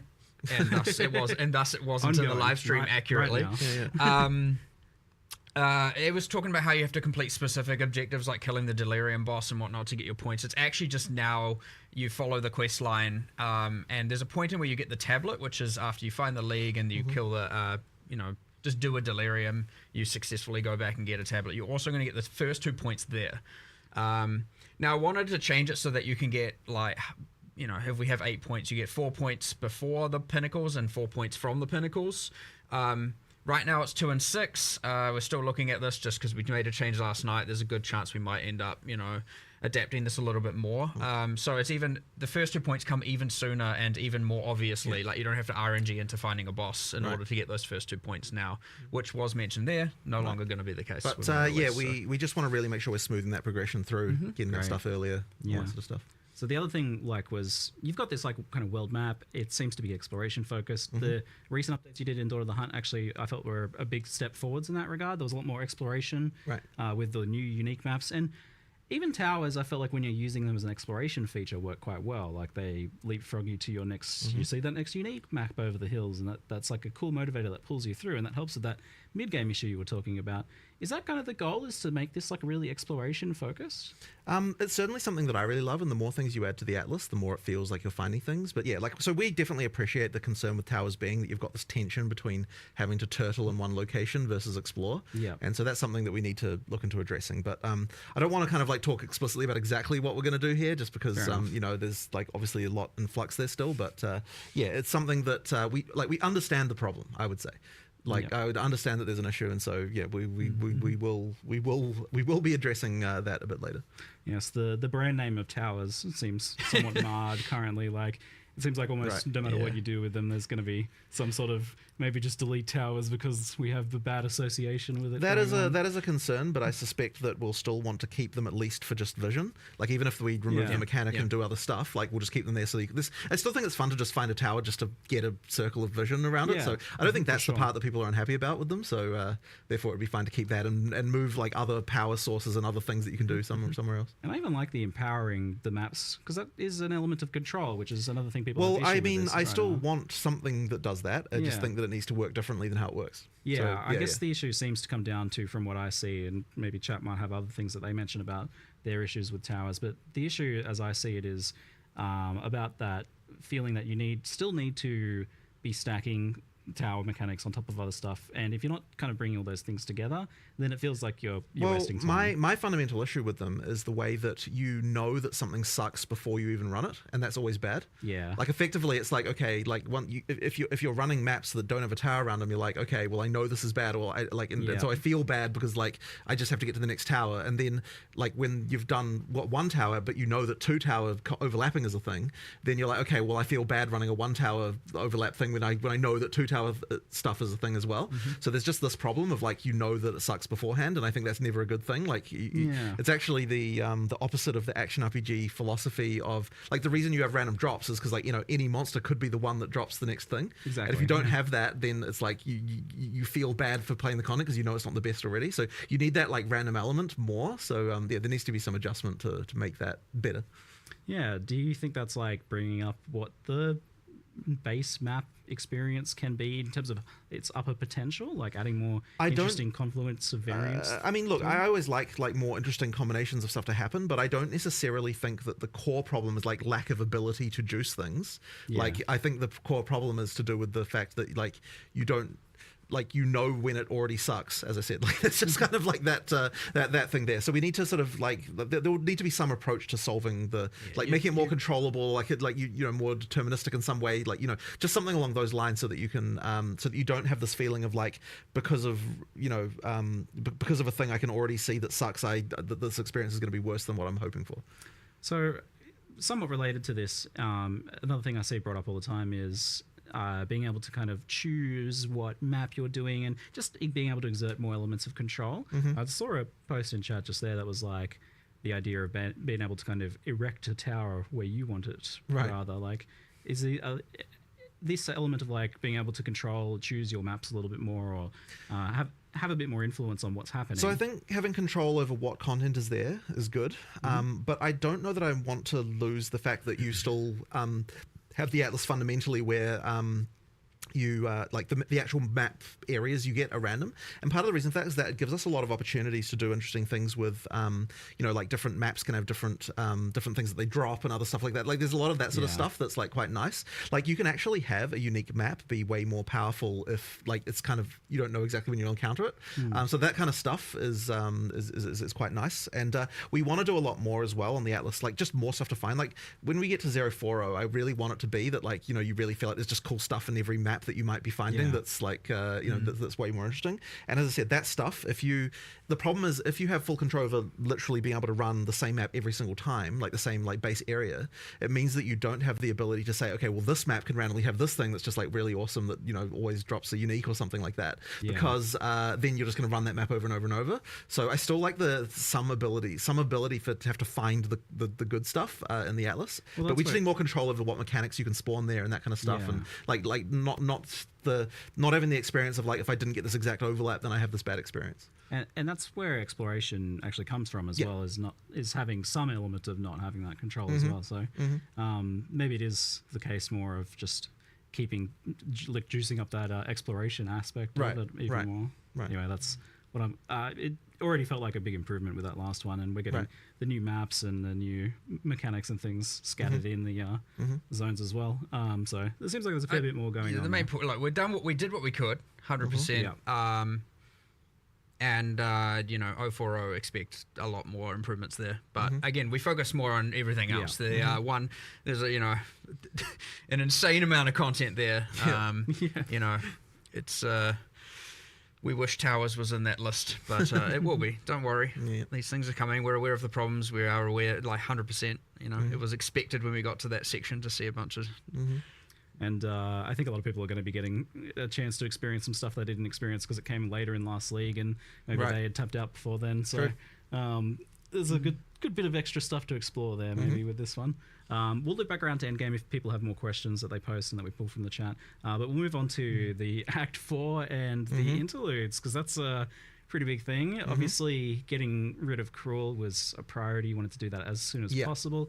There's been this problem that you were laboring over for many months about how to do that, how to add Act 4 without having to add the rest of the acts all at once, or do some weird thing. Yeah. Well, you've come up with making more acts to solve the problem instead of So there was certainly some skepticism when I first proposed this about like how can we possibly do that? But basically, the main thing there was that so the interludes are not exactly the same as an act in terms of like each one of them is like a straight line, like you're going from here to here. There's no there's no complexity around the plot or anything. It's just like a single goal of someone's telling you to do this, go deal with it. There's bosses along the way, there's new areas along the way, but all of that stuff we can use in in-game as well. So that means we're not kind of wasting any of the art. So the only thing we're really wasting is like a kind of like a little bit of like storyline structure around it. But as I said, it's not nearly the same level of like narrative structure as what you get in like a full act. And that's something that and ultimately what we realize is to get from the end of Act 4 to the end game level, all you need is like 20 areas roughly to kind of to bridge that gap. And so that means that I was like, you know what, like with 20 areas, I reckon we can do it if we're like, we're using a few mechanics from maps, we're taking some, we're doing a lot of art reuse, that kind of stuff. Like we can find a way to make something pretty quick, and it won't necessarily hold up for like years and years, but it will certainly be good enough for just like for a relatively short period of time. And by the time you get to that point anyway, like you're usually pretty fast as a character. You're like rushing through, just to get to end game. So I think that that'll end up being like pretty damn good for the time being. Plus, new bosses, new stuff to experience. Like, in my opinion, it was a no-brainer to do it compared to some weird thing like having to repeat Act 1 and 2 again or something weird like that. Like that just wouldn't have been good. And we really wanted to get rid of Crawl. I mean, like we never wanted Crawl to exist, right? It existed as a compromise. So being able to get rid of it is obviously something we were very, very keen to do. There was something. You get to the Act 1 Crawl and you're like, I've know all this content. You're ultra powerful, and that's a little bit feel good. And then you're like, doing all this again. It's just like a little bit like. Just you can do it. At that point you're like, just get me to end game. Like, Whereas when you're playing through, the new acts, like it feels. Well, with Act 4 and the interlude, it feels just a lot more natural and, still fun, and you're discovering stuff, and, it's not that just like, I just did this, like, for, at least for fast players as well, they're going to be like, oh my God, I just did this like a few hours ago. It's like just too short of a time. But one thing about Act 4 and the interlude, by the way, which I think is really cool, which is very different, and something, you don't really appreciate until you play, is you get to Act 4 and you're like, okay, where do I go? Well, I have many places I can pick. I mean, Jonathan was talking about how, their kind of interludes are kind of straight lines, but there's three of them. But there's three of them. You can do them in any order. There's a choice immediately there, right? You can do those in any order. You can do them in any order. You can do them in any order. When you complete one or partially complete one, it levels up the other two. They always stay, ahead, and they bridge the gaps. You can do them in whatever order you want. It'll be interesting to see the speedrunning strategies, because there's different bonuses available. Like the Spirit Draft comes from one. Yeah. Okay. Where another might be more passive point heavy, and another might be more permanent bonus heavy, and another, there's going to be all kinds of crazy stuff going on there. So you go in Act 4 where you've got full freedom of like choice of which island you want to sail to, and then you go into the interlude and you're like, which part would serve me best? And maybe the answer is do a couple areas of this part and then swap to another and do that one, and then who knows? Which is fine, because again, as you progress through them and defeat the bosses, the other ones will level up and keep up with the level. So you can do half of each and then do the half of each again. You can do an area of each, and then, That's wild. I didn't realize the interludes were sandboxy like that, because I was planning on asking about how the fact that Act 4 is like a sandbox for like the great portion of it there. And that's going to be super interesting from like racing and speedrunning perspective as to what people take. But also that does seem like it might help with the campaign slog, the repetitiveness of it, if you can kind of do things in a different order each time. Is there some good reasons to do it in different orders as well? Like you mentioned, like differences in rewards, differences in challenges too, I imagine, for different builds? Yeah, for sure. So like the reward thing is probably the main reason you'd change the order, depending on what's going to work best for your character right now. So yeah, each one has got stuff that like we're taking all the different fixed bonuses. I think that actually the fixed bonuses are different a little bit now, aren't they, than the way that they were when they were in Crawl? Did you change what stats they were? I thought you did. The passive point number is the same. The spirit is the same, but the other bonuses, we've kept like, we'll still have the resistances that you got before, but some of the other bonuses from like, for example, Crawls, the snake in Act 3. I can't remember the name of these areas. We have internal names, the old snake chamber. The reward from that will be slightly different because not all 3 of those options are available, and they're available in different ways. Some of it might be, some of it might not be, and some of it will be in Act 4, some of it might be in the interlude, So it's kind of mix and match all over the place, but there's some pretty cool stuff in the interludes that, that you've obviously got your permanent bonuses, you've got your skill points, you've got just like which bosses do I want to do first or last. That's all nice, but you have a lot of other things subtle. Like the first area of one of them, I'm gonna be as spoiler light as possible here, has a wandering vendor that sells, guaranteed rare caster gear, and you can go and be like, I'm gonna go there, check that if I'm a caster, and then I'll go to the other 2 acts because that might have like a straight up weapon upgrade. And then there's another act that sells a whole bunch of greater runes, and so you might be like, I need some runes, I'm going to go there, find that vendor, get some runes, and then go to another. And then one of them has, and you're going to have to find this for yourself, one of them has a nameless seer in it, and so go for it, find that. And I'm not going to tell you which. So do you know in advance some of these rewards so that you can make this decision? Like maybe not those kind of secret-y ones. I But think it doesn't. Does it say it on the? Does it show it to you on the world map? You generally see the icons on the world map up to the point your character and the NPCs could reasonably know about. Yeah. Okay. So it depends on the act a little bit. In some cases, it's like no humans have been there, so you can't know until you've opened it, and then it will, or until you have been told about it or know about it or advanced the quest, and now you see all the icons. So. Some yes, some not, and It'll be a bit of a discovery process. But like, look, it's gonna players are gonna share information pretty damn quickly. But yeah, it's actually quite fun having all this different choice and different axes, and we haven't had this level of like, sure, you've got Path of Exile 1 Act 2 is go left or go right, and you got a little bit of that in like Act 8, but you don't. Get this much like parallel things going on like this in a kind of interesting way. So it'll be. I suspect it'll actually last a little bit longer than we anticipate, given how we had to put this kind of 3-part thing together so quickly. Last a bit longer in terms of like players finding it fresh and interesting. Yeah, that's the hope. Okay, good. The all 3 interludes kind of appear on one world map, so you kind of got 3 parallel tracks you can see on one map. Cool. So yeah, that's how that works. It's cool.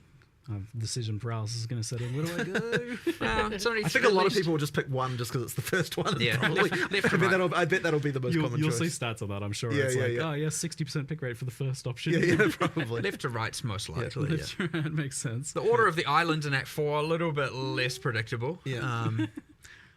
One of those islands, like, there's four permanent bonuses kind of going on in one area kind of thing. It's like a, because... Go there first. I'm not going to tell you which ones, but Okay, I'll have to figure that one out, eh? someone will do it, figure it out. Make the progression guides. But I like the idea that it could be different for different builds too. That would be very cool if that ends up being the outcome, because that will keep things fresh long term. Yeah. There's a good reason to do it differently and doesn't just get kind of immediately solved. Yeah. So Act 4 was planned to have a new way of ascending, but that wasn't mentioned here, so it's not quite ready yet. Didn't quite get time for it. It'll be coming a bit later. But you can there's still a quest to go to the place where that is happening. But and we added like a kind of another reward there, just for the time being. Yeah. But later on there'll be that. The amount of work required to make that trial just unfortunately wasn't quite compatible with making all of the other stuff we made. Probably if we hadn't made the interlude, we would have been able to do it. But I think the interlude was more important just to get rid of Cruel. So we ended up making that decision. But we'll get to it. Thank goodness. I'm like so stoked Cruel's gone. If it's what most of us imagine it's going to be, I can imagine where a lot of that work comes in. So hopefully you guys, is it something that you'd like to get ready for next league then, it sounds like? Well, I don't want to promise anything because at this point we're in the mode of like, we'll cut stuff if we need to make the release happen. So I wouldn't want to promise anything, but that would be nice. We'll just have to see. I guess the other question then is, do you think it'll be like different enough and appealing to people who don't necessarily want to ascend the other ways? Well, it's certainly different than the other ones by a very significant margin. So I think that'll be interesting. And what's the vision for how Ascendancy works long term then? So is it the idea that you ascend once in Act 2 once, and then again in Act 3, and then again in Act 4? I mean, you will be get able to do 6 it that points way, but if that you way? want to do other, I mean, yeah, that's a way to do it. But if you want to, just if you like a certain trial better, doing it that way is also fine too. It's just interesting because there's like not as much of a gap as there usually is between those first 6 Guess not. points that way. I Like they're guess quite not. rapid fire. So and then it would be a big gap until the end game, and you do your choice of fourth one. Yeah, I mean, I guess we see that as fine. Like you kind of want to get your build locked in to some degree by the time you get to that sort of level. I kind of like it. It's just different to how it's been done in the past before, right? Where we had, where it was like right at end game, you did that third one. So that's interesting stuff. So a big part of this obviously is then continuing the campaign slog kind of discussion was just the speed of the campaign, how that tied in with difficulty, zone sizes, and things like that. You guys did a whole bunch of big changes a couple weeks into the last league where you reduced zone sizes. Yeah. So we did a bit of that. That's one of those things that's a bit hard to see exactly until you've played it a couple of times. Yeah. So I like, for example, right now, like the first time you play through Act 4, I doubt you'll be worried about zone size. Second time, then it might then start to realize like what places are too big and what places aren't. So there'll probably be a little bit of adjustment to that, even as we do the first couple of patches in 0.3 as well. Just because, like as I said, it's actually a bit hard to appreciate until you've kind of played it a few times. But the sprint helps a lot. Like sprint is a big deal as far as like changing how the game feels in this regard. So if you're fast and you know how to use it well and that kind of stuff, you can motor quite a lot more than you were.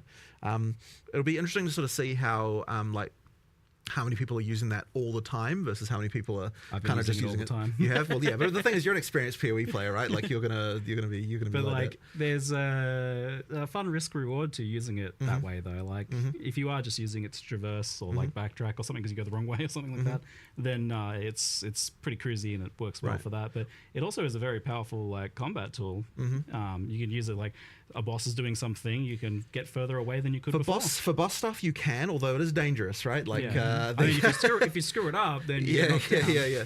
But I think the thing that I find kind of interesting about it as well is that like you can skip monsters now more easily, and that means that if you are overpowered due to getting a good item drop or something like that, you can kind of like motor through a couple of areas a bit more, like sort of then catch up to the point where you sort of feel about right as far as the difficulty, and then keep going from there, like more specifically. So you've got that kind of tool at your disposal. Not something I'd expect like new players to do, or like players who kind of don't want to engage with that stuff. But if you're talking about like like the person who's playing through the campaign the fifth time, certainly that's an option that you've got that can kind of speed you through a little bit faster. So that's something as well that it kind of does, just because you are faster than basically everything.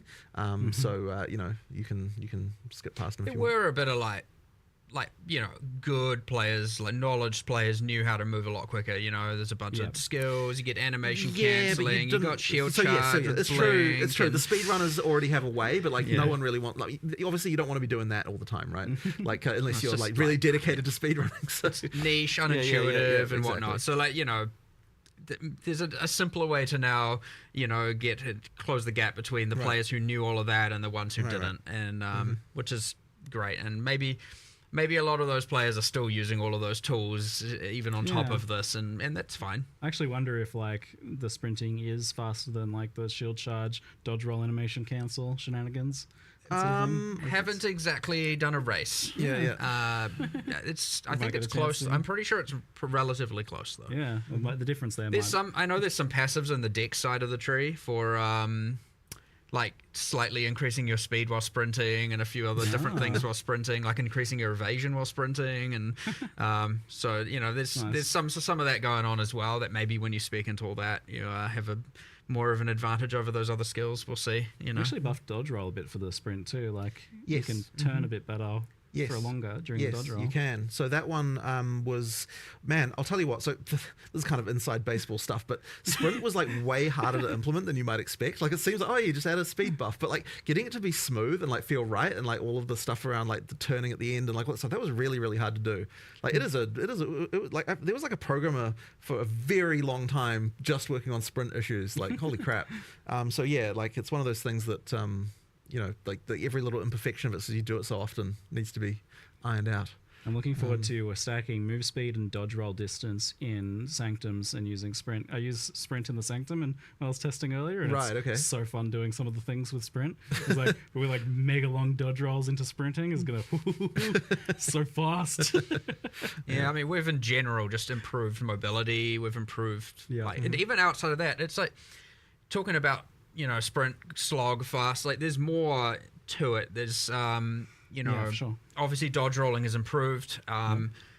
The mercenary, like slow while reloading, but also something like Jonathan and I both just randomly did one day, just logged in on live. We played mercenary and we were both just like, what happened? What did we do? What has gone on here? What I this believe feels terrible. It was the 0-0 change that related to like contact points or something. There was something like that I think broke it. So because the thing is, it wasn't actually feeling like how it felt before we released.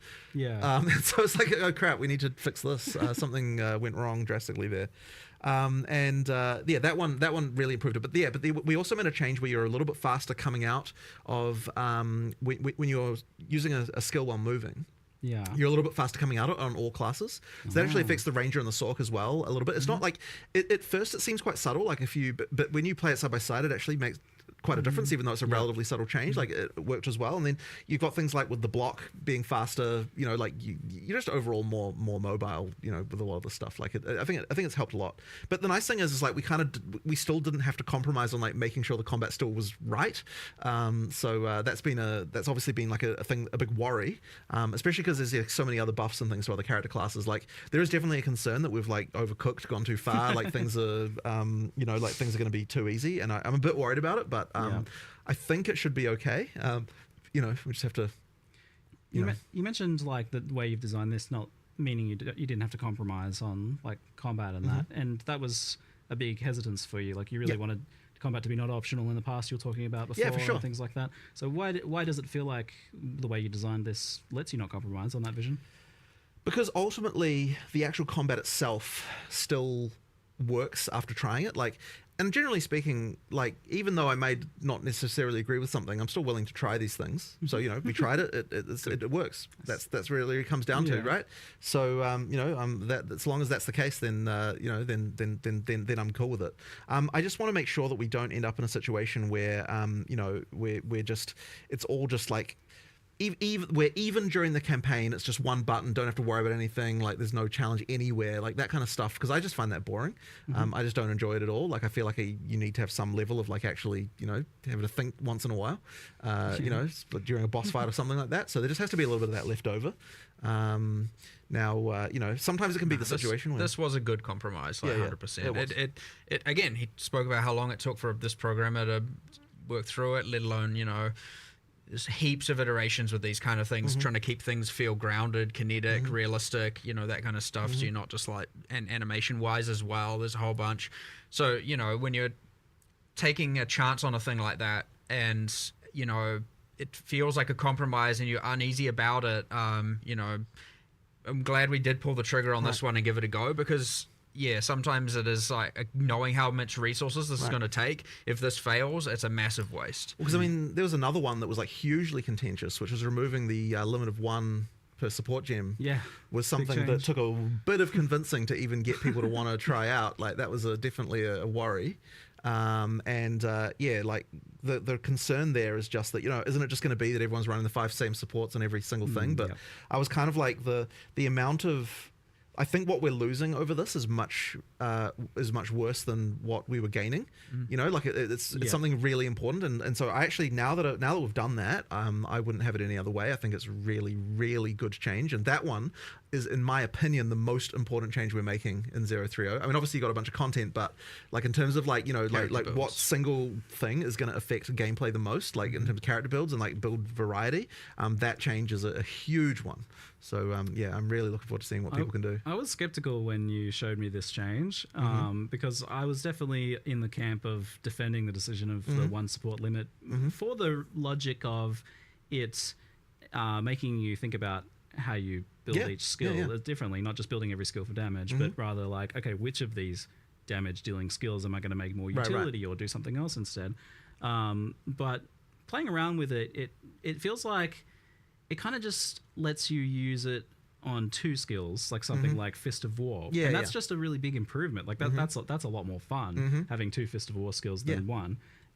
But like the skill design is nuanced enough and the supports themselves are nuanced enough that you do still seem like you end up with a lot of variety. Yeah. It definitely works. Like, it's funny because in the end, it feels like the concern that we had was more theoretical than it actually was real, and that's why it's really important to actually try these things.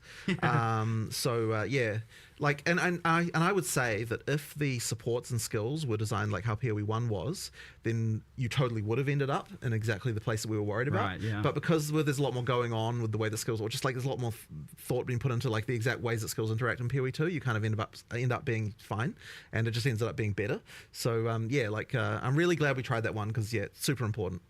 Yeah, and it seems like lineage supports take over the role of this one gem a bit more. They do. So basically, right at the end, you've got the thing where you can only have one of each lineage support per character, but that's kind of like none of those are like. Okay, so you know.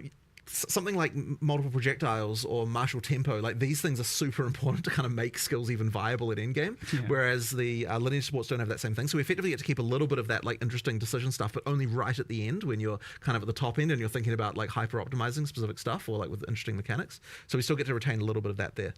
It's definitely a huge buff though, like this change. Like I've been playing Warrior and I almost feel like saying the new Warrior because it's not any one specific thing. Like the support gem change, the sprinting change, the faster while blocking, being able to block everything, it was way more impactful than I expected. Weapon swap, Weapon swap is huge. That's like it's the sum of all these small individual things, and honestly, it was quite hard to design the live stream what we were showing for this reason because it's like it kind of ended up being just like a huge scatter shot of like all sorts of little things, and it's sort of hard to appreciate the sum of it all like adding up to a much better experience. But I mean, obviously, there's like really big things like you've got the infusion stuff on the Sork, which is like like radically, visibly, obviously changing the class, but it's like when I'm making a case for like why is the Warrior better, it's kind of like you got a few new skills, you got like a few different mechanics, but like together it just kind of comes into something that's like way better than it was. I've spent the better part of 2 days trying to put my finger on what it is exactly that is making that, because you were asking me like whether I'm worried that the Warrior is a bit too strong. And I'm like, I'm definitely a lot stronger, but I'm trying to figure out what it is exactly, and it's like a bit that, a bit this. Everything. Everything. Definitely feels like way more fluid, faster, smoother, chunkier all at the same time because I've got more Fist of War skills going off. We like the instant weapon swap thing is huge as well. Like that seems like a pretty minor change, but all of a sudden you're not thinking about like there's no reason to not. Right. There's no reason removing all the reasons why people wouldn't use combos is exactly the focus that we had for a lot of the stuff, right? It's like what is preventing someone doing a combo here? What can we do to fix it? So you've got like the shock change where that's longer. You've got like the change to chill and that kind of stuff. And there was a whole like thing with, we never even talked about Ignite because there kind of wasn't room for it. But Ignite has got a whole different thing where that it does now, where there's like every time you fail to ignite, it builds up flammability. That means your next ignite is more likely. So there's like that. There's like a bunch of changes just all through like the places, just these little things that tweak stuff. One of the ones I know is actually really big is the thing with the curse and the what do you call them? The thing that lowers resistances. What the hell? Exposure. Yeah. So exposures, right? Like it seems so tiny. Like, oh, let's make it so that you don't have individual exposures for different elements. But it's like it actually changes the gameplay so significantly because the moment that there's something that's going to add like 30% more damage in the case that it was before, that you don't have access to if you're going to use cross element. It's like you're never going to use cross element, right? You're never going to do it. So it's like really, really important to just remove every single barrier that's getting there because we merged cast on shock ignite and freeze into single. We did. So gem. There's no more cast on shock anymore. It's cast on ailment for that reason as well, right? Exactly, right. So literally we're like, let's find every single reason that's going to stop you from wanting to be able to use multi-element builds and actually try to improve that, right? And guess what? You can still just play one element if you want. Yeah, you can, of course, right? but yet now if you're doing multi-element, there's just no reason anymore not to. I was so stoked looking at what you were doing with the elementals because it feels for the first time it actually is like an elementalist. Like there is mixing of the elements. It's cool because that's a fundamental game design thing with action RPGs is that it always at some point makes sense to focus in on one very specific thing because of scaling. And but it seems like gone a long way towards solving that issue. Well, I hope so, because we really tried to fix every single case we could see. Now, there might be still some more, like you'll find there's some random mechanic that only works on one thing, and then people pick that, and we're like, okay, we have to find and make sure that there's something that's going to attract you to every element and play it. Yeah, I mean, look, part of the upgrades to the individual ailments also really helps, because it's giving you another reason. Like, it isn't just that you've removed the things that were preventing you from, like, you want to both have I'm not specializing you because this mechanic works across different elements, but also you want to have like this element has something that you're going to want to use with other elements, right? So like buffing shock, for example, we're like, okay, like, is there enough of a reason to weave lightning into a fire build, right? There wasn't enough of a reason. So by making shock better, it's like, well, then now there is a reason to use two things, but you also want the burn and you also might want the chill, and, you know, like making sure that all that stuff is powerful enough to actually tempt you to actually do it. Because like 8-second shock, and you even mentioned bigger magnitude shocks. A number of the skills have a bunch of shock effect on it. So effectively, if a skill is supposed to be for shocking, then that skill will have magnitude on it, because the idea is that, like, you know, we really want to make sure that, you know, it actually works. But so that kind of stuff, it's the same with the fire skills that are intended for burning as well. Like if something's intended for burning, it's going to have some kind of duration or something like that. So it's like you want to use that one, then you want to switch to something else while that's burning away and that kind of stuff. Yeah, because I always want to do that sort of thing, but you feel a bit silly because, like, it's just not enough. It just wasn't doing enough. Yeah, you should just like use your main skill instead. Yeah, You're wasting exactly. time. But you know, like, even like, once again, you wrap back in the support changes where it's like, okay, like, why would I want to use this other mechanic when I can't do this as fast, or I can't do it as powerful as I could have been doing on something else that I've all-in on. Like, it's like that as well was contributing. It's like the whole lot was just all, you know, a bit of a mess in that way. Yeah, and you mentioned the Ignite thing. I did want to clarify because I saw some questions about it in the chat. It builds up now. So, like, if you don't Ignite, you get 50% of the Ignite, and then the next failed Ignite will... It's called flammability, since we no longer have the curse. Right. And as you build up more flammability on an enemy, the probability of an ignite occurring goes higher and higher and higher, and once the flammability is full, the ignite is deterministic. So if you miss an ignite, you at least contribute towards the next ignite being more likely, and eventually it is inevitable. But one of the other amazing things we got, which was huge from our perspective, is that the way that ground effects work now for the fire is that it has to build to 100% flammability, and then it sets them on fire, which means that if you use a level 1 flame wall, it doesn't ignite shit anymore really easily. So that means we can actually add mechanics that trigger off ignites and do all that sort of stuff without it being a disaster. You don't have to worry about people being full degenerates with it. Exactly. So if you're using a high level flame wall, it'll set on fire real quick. But if you real quick. But if you're using a low level one, then it takes forever, so you won't do it anymore. Yeah, so it's finally a good solve for that, because that'd be yeah, I know it's been a bit of a disaster for a long time, but so now we can have ignite triggers and more supports around that and that kind of thing, and let's be more liberal with the power you can give out to that sort of thing. And just the consistency has been a pain for any Ignite builds for a while now. So that's just going to be actually consistent now. Yeah. So that's really good news. And I saw that freeze was getting a lot better too. The same idea of like any freeze skill. So the freeze skill, for that one, we didn't, I believe we didn't change the sort of base freeze balance exactly. It was more that freezing skills just have more freeze going on. Yep. And then there was also the other change, which I guess we didn't even cover really, which is that anything that consumes... we'd use the word poise, but basically what that means is that anything that's like harder to apply to a boss, if the mechanic is harder to apply to a boss, then we want to increase the reward for doing it on bosses. So then we've got like an extra damage versus unique monsters, like kind of in quite a lot of places and different skills now, because, you know, once again, if you freeze a boss, it's way harder to freeze than it would be a regular monster. We want to make sure that the payoff for that, for utilizing it, is now much more chunky. And this was substantial enough that you could actually see it in the footage. Like you saw the boss getting chunked from those shots in the footage compared to like the regular attacks. But there were other ones as well, right? Like, so with the armor break, for example, it's like you weren't really incentivized to consume armor break on bosses. So the way we solved that particular one was like, okay, if you're an armor break consumer, rather than consuming the armor break, we're going to upgrade the armor break to a new state, like a new higher, like a level buff that's going to do something different. So yeah, like in the case you're like, in the case of Sunday, you're like upgrading from plus 20% to plus 40%, but then it also refreshes the duration, and then so effectively you're more incentivized to do this, and then because it actually extends it now. So that's like another thing where like let's actually make this combo work. The high velocity rounds one is very good. Yes, pretty crazy. It's so that's crazy, it takes your armor break into, I don't remember the name, let's say T2 armor break. Shattered armor. But it's then for the next however long the duration is, 5% of the. I think of it like a kind of infinite impale.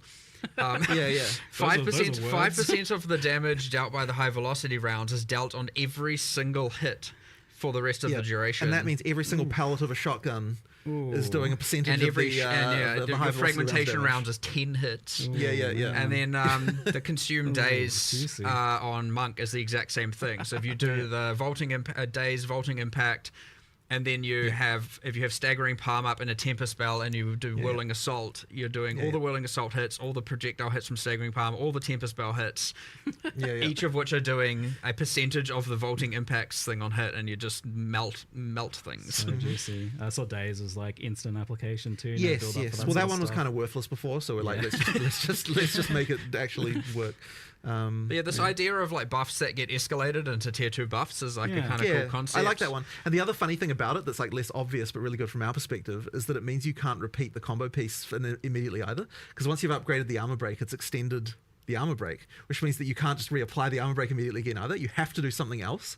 So it actually kind of generates that rotation kind of naturally, which is kind of a nice one. It's chunkier and it feels like you're not an idiot for doing it. Right, exactly. Before it's like, why would I want to remove their broken armor and make them tankier again? Like it never really made any sense. That's a good one. But it also like prevents some of the weird edge case stuff that is a pain for you guys. So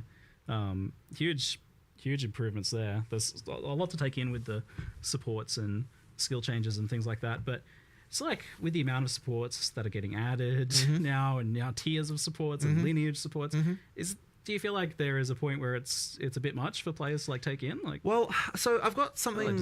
There's some stuff around this that I would like to improve, which is that first of all, we did a full pass on recommendeds to because there was a lot of terrible recommendeds right now, and so we did like a full pass on that. So basically, what I'm hoping is that now, at least all the recommendeds are not bad. Like I was kind of trying to really answer the question of are these 3 supports the truly best supports that this skill could have, right? And previously we had this extra constraint that kind of screwed this over, which was that because you could only have limit 1, there was always this thing of but would you use it on the skill or would you use it on a different skill that we were always kind of working around. Now we can just be like, what are the 3 best options, right? With no other constraints, right? And so that means that that immediately makes it easier for us. But I think the other issue was that what it was, the whole there's too many supports thing. Part of it was because since the recommendeds were bad, you kind of had to go to that other screen where you've got all this other stuff. It's like if you actually rely on the recommendeds to be good, it's like the fact there's a bunch of supports doesn't kind of matter as much. I remember we had a ranger with the 10 skills, 50 supports,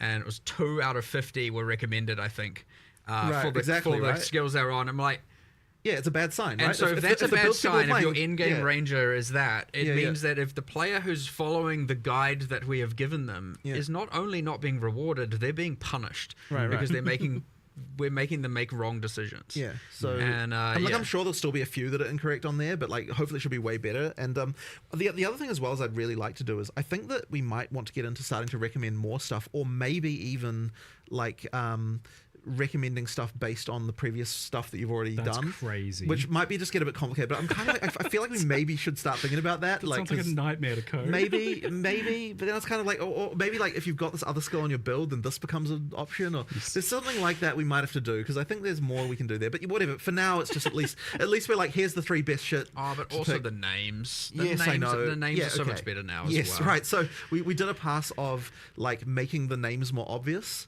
Because there was a lot of supports that just kind of weren't search for there's this thing that does a thing I don't what is it called? I don't know. Yeah. I don't know. Impossible.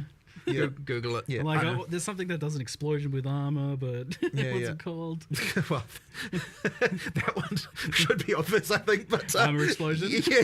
Yes. But yeah, that's what it needs to be like. No, I'm pretty sure it is called that now. Yeah, good. But yeah, I remember just being like, if I'm struggling with this, so many people must be struggling with this. I went to build crate or whatever. Right. Yeah, it was not the most intuitive of systems for sure. So massive step forward in the UX, the understandability, all of that stuff for sure. I'd say as you play it and as you take it as it comes, it's not overwhelming. it's easy to look at it in this context and go, oh my god, 100 in support and whatever the numbers are, lineage supports, and oh my god, there's so much going on. The lineage supports really should be treated more like uniques, so they kind of just go into the big pool of like, you know, stuff that at end game you're kind of like, you know, potentially working on. But I mean, a lot of the lineage support things will end up probably being like, oh, you know, this build guide says, you know, this is the thing to use here, so and you know, and here's the boss you need to farm to get it. So I suspect that, you know, it obviously ends up a lot of that way with uniques a lot of the time. But there being so many options for this stuff, actually, kind of like, so there's this thing that ever since kind of the internet, you know, we get. We're spoiled, right? We're inherently spoiled for everything. We have the build guides and all that, and there's a lot of fun to that as well. But we obviously lost some of that kind of mystery of your own self-discovery. But I feel like you're almost forcing us back to that age a bit, because there's just too much for guide creators to really cover. I don't know about that. Like, people will still converge on things. But even if a guide creator like creates a build, even if it's like quite well optimized, there's usually like a few other options. Well, that are ideally, almost yeah. as I mean, optimized, that's part of the fun, right? Like, you know, over time people come up with more stuff, and ideally, since we're shaking the meta up each league as well, like, you know, there's still new stuff to find. I mean, that's, you know, like, I think that Path of Exile is actually a game that still has that, because of the fact that there's enough stuff and there's enough meta changes to actually cause it to be that there's still cool stuff to find that no one's discovered yet. Which is, there's not many games like that really that still I don't really think I get that as much from Peri 1 anymore, but Peri 2 is getting that. I guess so. But I mean, that really just comes down to the amount of meta shake-up that happens, you know? Yeah, I guess so, yeah. For sure. So with the sheer amount of like supports and things, have you taken a look at how we obtain like sockets and get a 6-link, and how hard it is to do that, and how many we get? So there have been some adjustments. Actually, this is probably a good time to cover a topic that like was probably not obvious in the live stream, which is that we now have a system that allows us to effectively. And I don't have a good like way to phrase this really, but it's like, so I'll take the transmutes as an example, right? Okay. So in the live stream, we're like, it's dropping too many transmutes. We want to instead drop these more powerful ones. The way that actually works is that as you get higher level, it specifically takes like some of the juice, if you will, of the transmutes that would have dropped, official term, and then instead drops higher level ones but less often. So the kind of the idea is that it's like, you know, we're getting rid of the crap you don't want, and kind of like making higher, like better stuff that you just get less. So good. And we've actually changed over some of the ways that, for example, the way that uncuts now drop as you get into the end game as well works that way. So it's like it effectively turns. You're getting less uncuts, but you're getting more of the but they're turning instead into higher level ones, and like that kind of stuff. So like that'll change the game a little bit. Now I don't know if we're going to have that exactly perfectly right in the very first version, but effectively that should mean that you that the way it makes that feel is kind of better in terms of getting those upgrades. So I'm pretty sure that I'm not 100% sure of this, but I'm pretty sure that the jewelers have also been changed to use that system instead. For the very top one, I think. You did the change. I wouldn't know. I think that one's been changed. But there's effectively like so what you get there is we're still trying to make it so that you get enough of the low level currency that you can still do map crafting, because obviously you don't want to burn the higher level ones on that. But what it does mean is that you know, you won't need to do as many crafts. Like just the bulk of the number of crafts you have to do to get decent stuff will be better, and you won't just get as much just the crap that you don't need. Now, I will say that the perfect exalts are not common. They are quite rare, and there's also the drop rates to an extent that's much larger than previous stuff, because of the way that works, are much more controlled by the level. So at the difference between the eye level 78, 79, 80 is quite large in terms of the percentage that gets converted. So there's a little bit more going on there, and then eye level 81 and 82, you know, like from rares and uniques. Yeah. That is even more. So like you kind of there's a little bit more of that going on with that to make it you know. You can cube them down, right? As well. You can down cube. You can't up cube. You can down cube. If you're SS, So that's probably not a word we should be using. But you can split them apart. Like if you're an SSF and you're not getting enough of the basic stuff to roll waystones, and you happen to be getting some of the higher tier ones, and you don't need them for your gear, downgrade them so they can. And split them into 3 so that you can apply them to your maps, you know, like that's the... Interesting. Criminal to split a perfect exalting. Well, no, you wouldn't do that, obviously. It's more about the greater one going into the other ones. Yeah, nice. Yeah.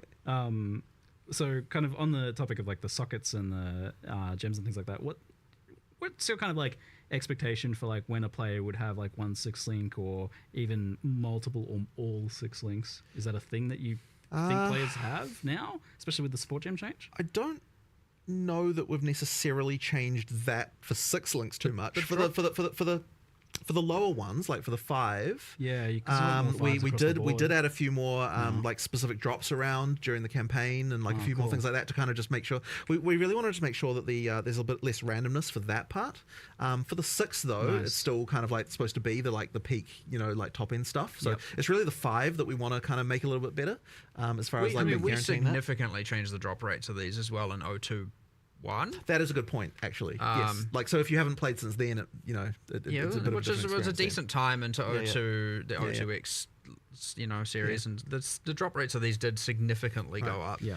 Because it is worth mentioning, of course, if you didn't play post 0.2.1, then you've probably got a very different experience from what the drops are now compared to what they were before then. Like, we made a pretty big difference there. Yeah, the changes that you did over the first few weeks and stuff. Yeah. So just worth mentioning that's still a thing, right? Like, we still have those changes too. So if you stop playing after like a week or something in 0.2.0, like the item drop stuff changed quite a bit. Yeah, and is it kind of the same thing for like level 20 gems and stuff like that? That's something that's I'm not meant exactly to be kind of like a chase long term. It is supposed to be chase, right? Like getting those higher stuff. But one thing that you shouldn't get anymore is the just like spam of crap you don't need as far as the uncuts are concerned. Well, during that 0.2x when we were looking at item drops and everything, I looked into the gems, and it was okay. So obviously we added that Venter's gamble box, and that was dropping them. And I was like, why does it feel like 90% are coming from that? And we looked into it, and then it was like, oh, these are like only dropping from the way the levels had been set up. It was assuming that the tier 16 maps were 83. Like in PoE 1, the highest tier of maps. That's why they weren't dropping level 20 and gems. so the drop levels of levels of level 20 gems were like dropping from only the corrupted +1 level areas and all of that, and only from super restricted. And so I was like, oh my god, this was just a straight up error. Early so access, okay, it's we went back and we were like, I'm just gonna -3 levels from everything there. But that was a 0.2x change, to be clear. That was already fixed. Nice. That was a bit of a disaster.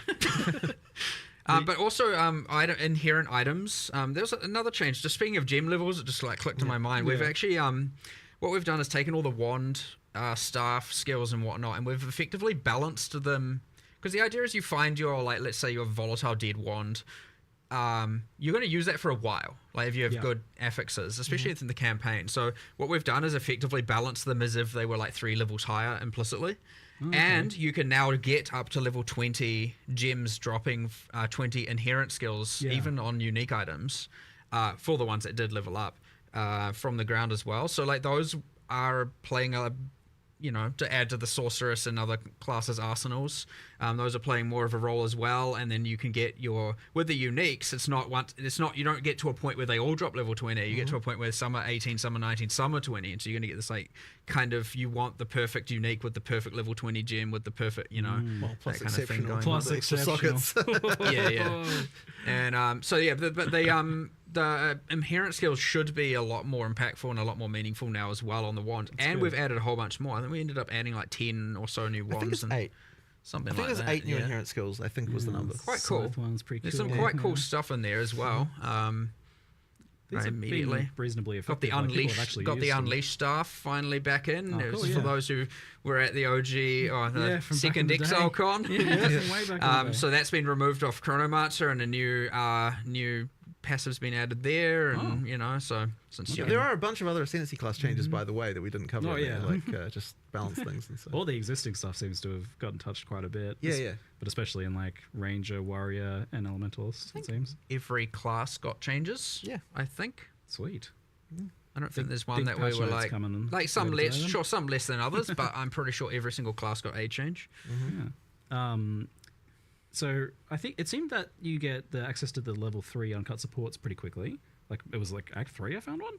Yeah. So effectively you get So now those there's aren't effectively a tier per act. those are rare. Like no, yeah, like so because that's what I was thinking. I was like, oh, these tier 3 ones. Yeah, but bear in have, mind like, we've sort of different rearranged effects everything, right? Because what we've got is things that level up. So effectively in tier 2, you're often getting things that are level ups from tier 1, and so then we can push a couple of those up to tier 3. But then in tier 3, there's some of them as well. So you kind of it's sort of spread out a little bit more evenly, and the extra levels kind of mean there's more interesting upgrades. And one of the other things I just wanted to mention is there was and part of the issue with the supports before is that there was kind of this decision fatigue you had a little bit with them as well, where it's like you didn't want to remove something to add a new thing. Like you'd more likely wanted to just all in on the thing you already picked. So having some level ups like that kind of actually just eases that a little bit, where it's like there's a really obvious upgrade sometimes if I just pick this, and sometimes it's just nice to have that. Gives you a little break. I really like the new tier per act. I actually really value the fact that no matter what, when you get to that new act, obviously the interlude is kind of considered one and a bit act, so it's not you're not getting 3 tiers of supports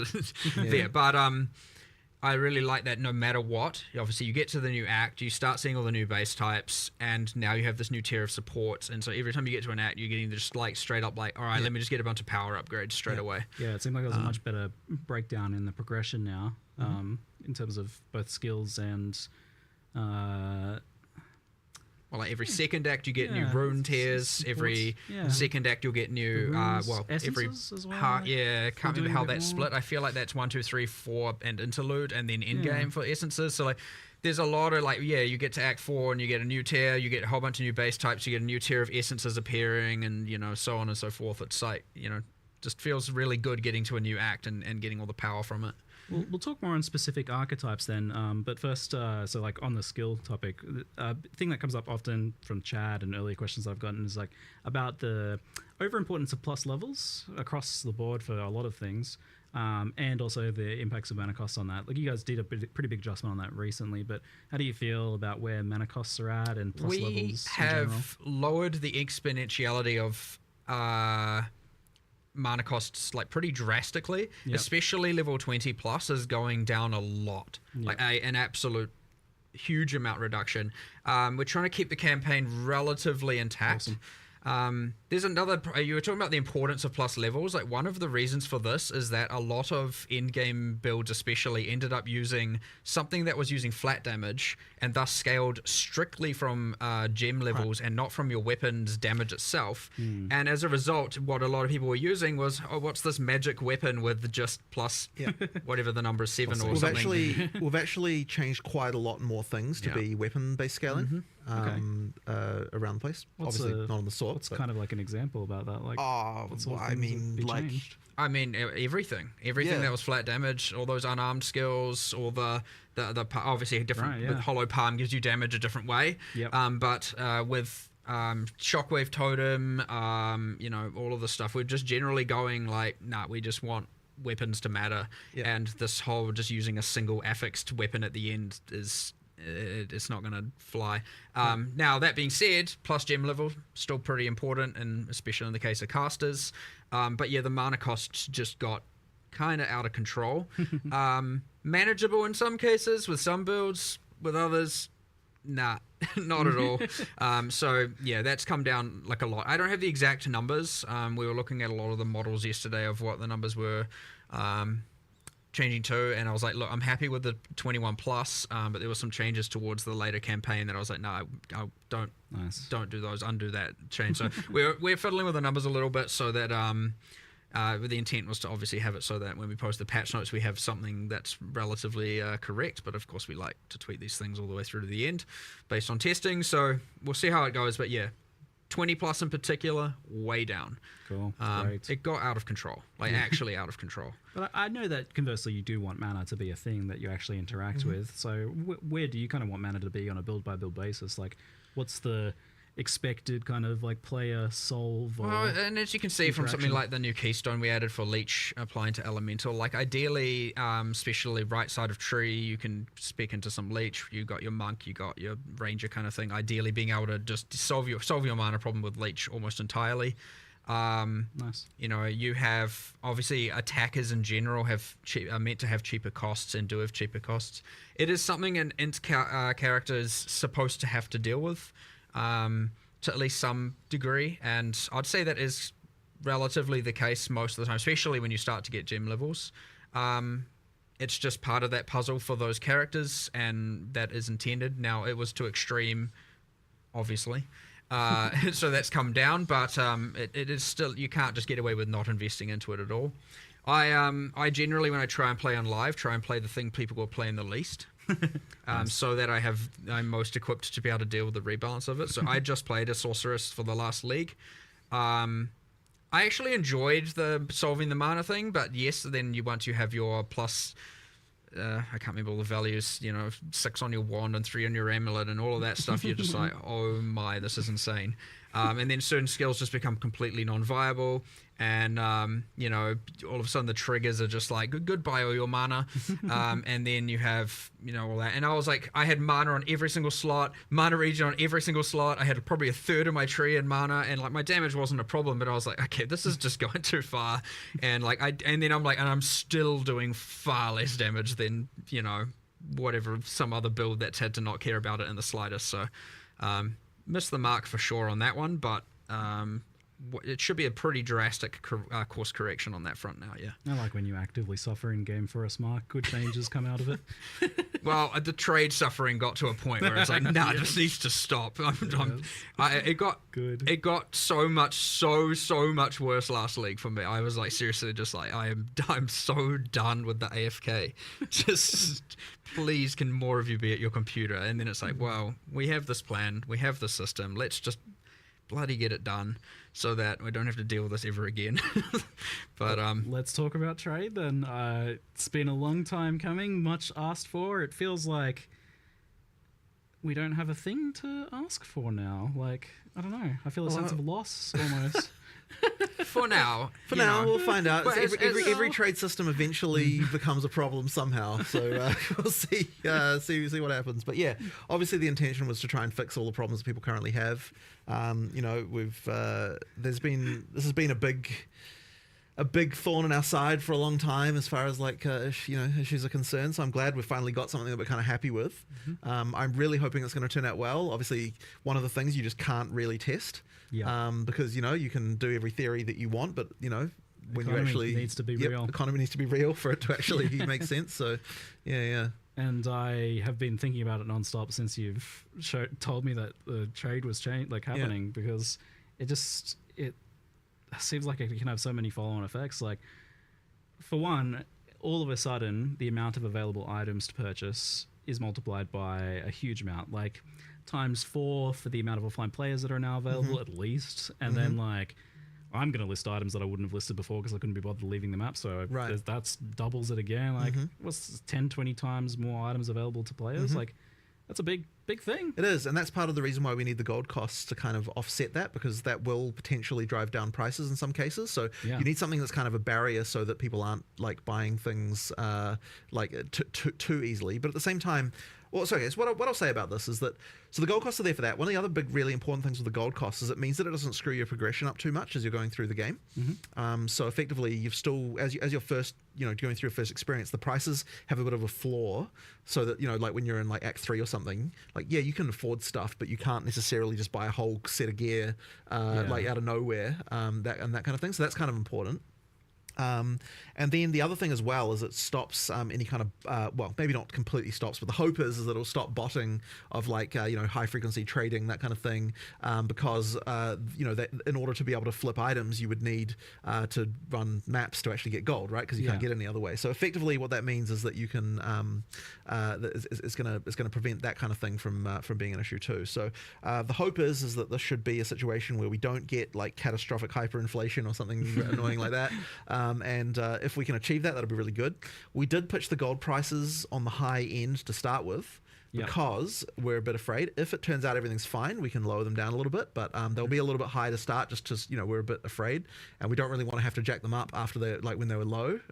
You said this, that they were pitched on the high end, but then when I asked you about how much gold it actually costs to buy something, like what amount of gold does it cost in terms of time or maps? The discussion was that buying a rare should cost you about 1 map worth of gold. That's like, seems like nothing to me. That doesn't seem that high. Like, I mean, like it's you enough end up with a lot of gold. It's a lot for a botter, but it's not exactly much right. For a player, it's a lot for a botter. That's the thing. Yeah, sounds perfect. A little bit earlier in the game, this is a little bit different because you want to make sure that you know, you're not screwing with the progression too much. So, you know, it has to be a little bit adjusted. But effectively, yeah, that's kind of the goal. It's enough of a barrier to stop the flips, basically, because you know you still actually that sounds low enough that the currency cost of the items is more likely to be a. Well, I mean, that is the part that the players receive, so you'd want that to be something that matters. But yeah, like as I said, the floor shouldn't be too bad. But it's gonna be very interesting to see how it develops. Like, I honestly have no idea really. Like, I don't know whether the prices will be lower or higher on this system versus the old one. Like, I actually don't know whether that's what's going to end up happening there. Like, I've got theories, but it's like there's counterexamples too. Like, it's very interesting to sort of to think about that. So yeah, normally you have this effect where like prices bottom out for like usable, decent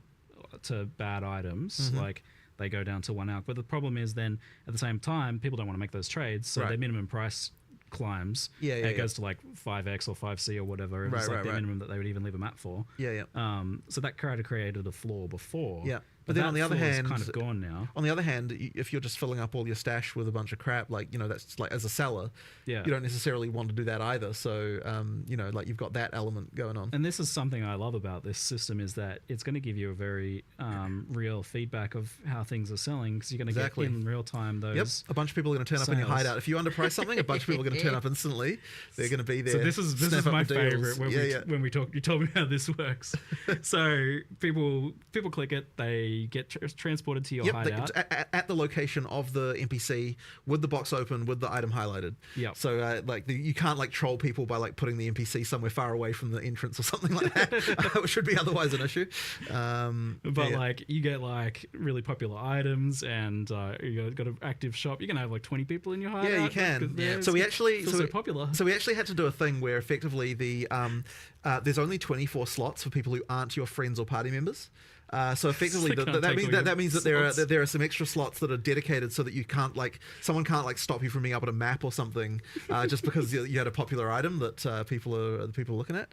So we pre-thought of that one at least. Like, I am sure that there will be other random trolls that people will discover as a way to do this, and we'll have to iron them out. But one we did think of immediately, of course, because it was really obvious, is like, once you've set a price on an item, put it in your stash, there is a cooldown on being able to take it out again, just to give people a chance to can't be sitting there going, oh my god, too many people are joining. Remove then the remove item. it again, right? It has to be put in. And done. I think it's even got a thing where it refreshes the cooldown when someone joins. So that's the kind of thing you need to be thinking about. So once again, I'm sure there'll be exploits or like stupid shit around this that people work out. Like, but you know, we at least thought of the really obvious ones. It's going to be a really like physical, tangible way to like learn the price of things. Like, because you can put a bunch of stuff there, no one's coming to your hideout. If there's a lot of people standing in your hideout, you know you're probably doing things right. Right. But yes, no change of none of that repricing. The bait and switch is gone, right? Because like, when you put the item in and you price it, you are committing to that price. Right? Like, you must sell. You must sell for that. Someone's going to buy that thing, right? Never again am I going to message someone and be like, I want to buy it, and then they raise it by 5c. Right. I still want to buy it. But 5c again. On the other hand, still want to buy it. On the other hand, you have to actually be careful, right? Like, you could accidentally sell something for real cheap, and nothing's. There's no. It's a great way to learn. I know it is, right? It is. It's a good way to learn. Yeah. It's cool. So it's almost like a bigger fear for doing this, apart from the item acquisition part, which is like the economic side of things, was the losing the player interaction side of things. That was often mentioned, memed about a little bit. But funnily enough, this is actually increasing it more than messaging people. Yes. Because they're coming to your hideout. Like, there's going to be that kind of like presence of they get people. to check out your kind of like garage sale that you're going on. I love that. It's also like put your display cases there. Yeah, exactly. Put your cool hideout decors and so. We're going to be adding a new hideout decoration that's effectively a set of security guards. And so people in your party, they'll let you through, and people not in your party, they won't. So you can have a little trading. Yeah, you can have the VIP area section. of a hideout. The VIP area where only the people with some class. It's gonna be funny. Only people with class are allowed in there. Oh my god! So you can sit behind your security, just watching all of them. There's so much fun stuff you can do with this. I love it. But never before would I've like looked through a seller's like other listings.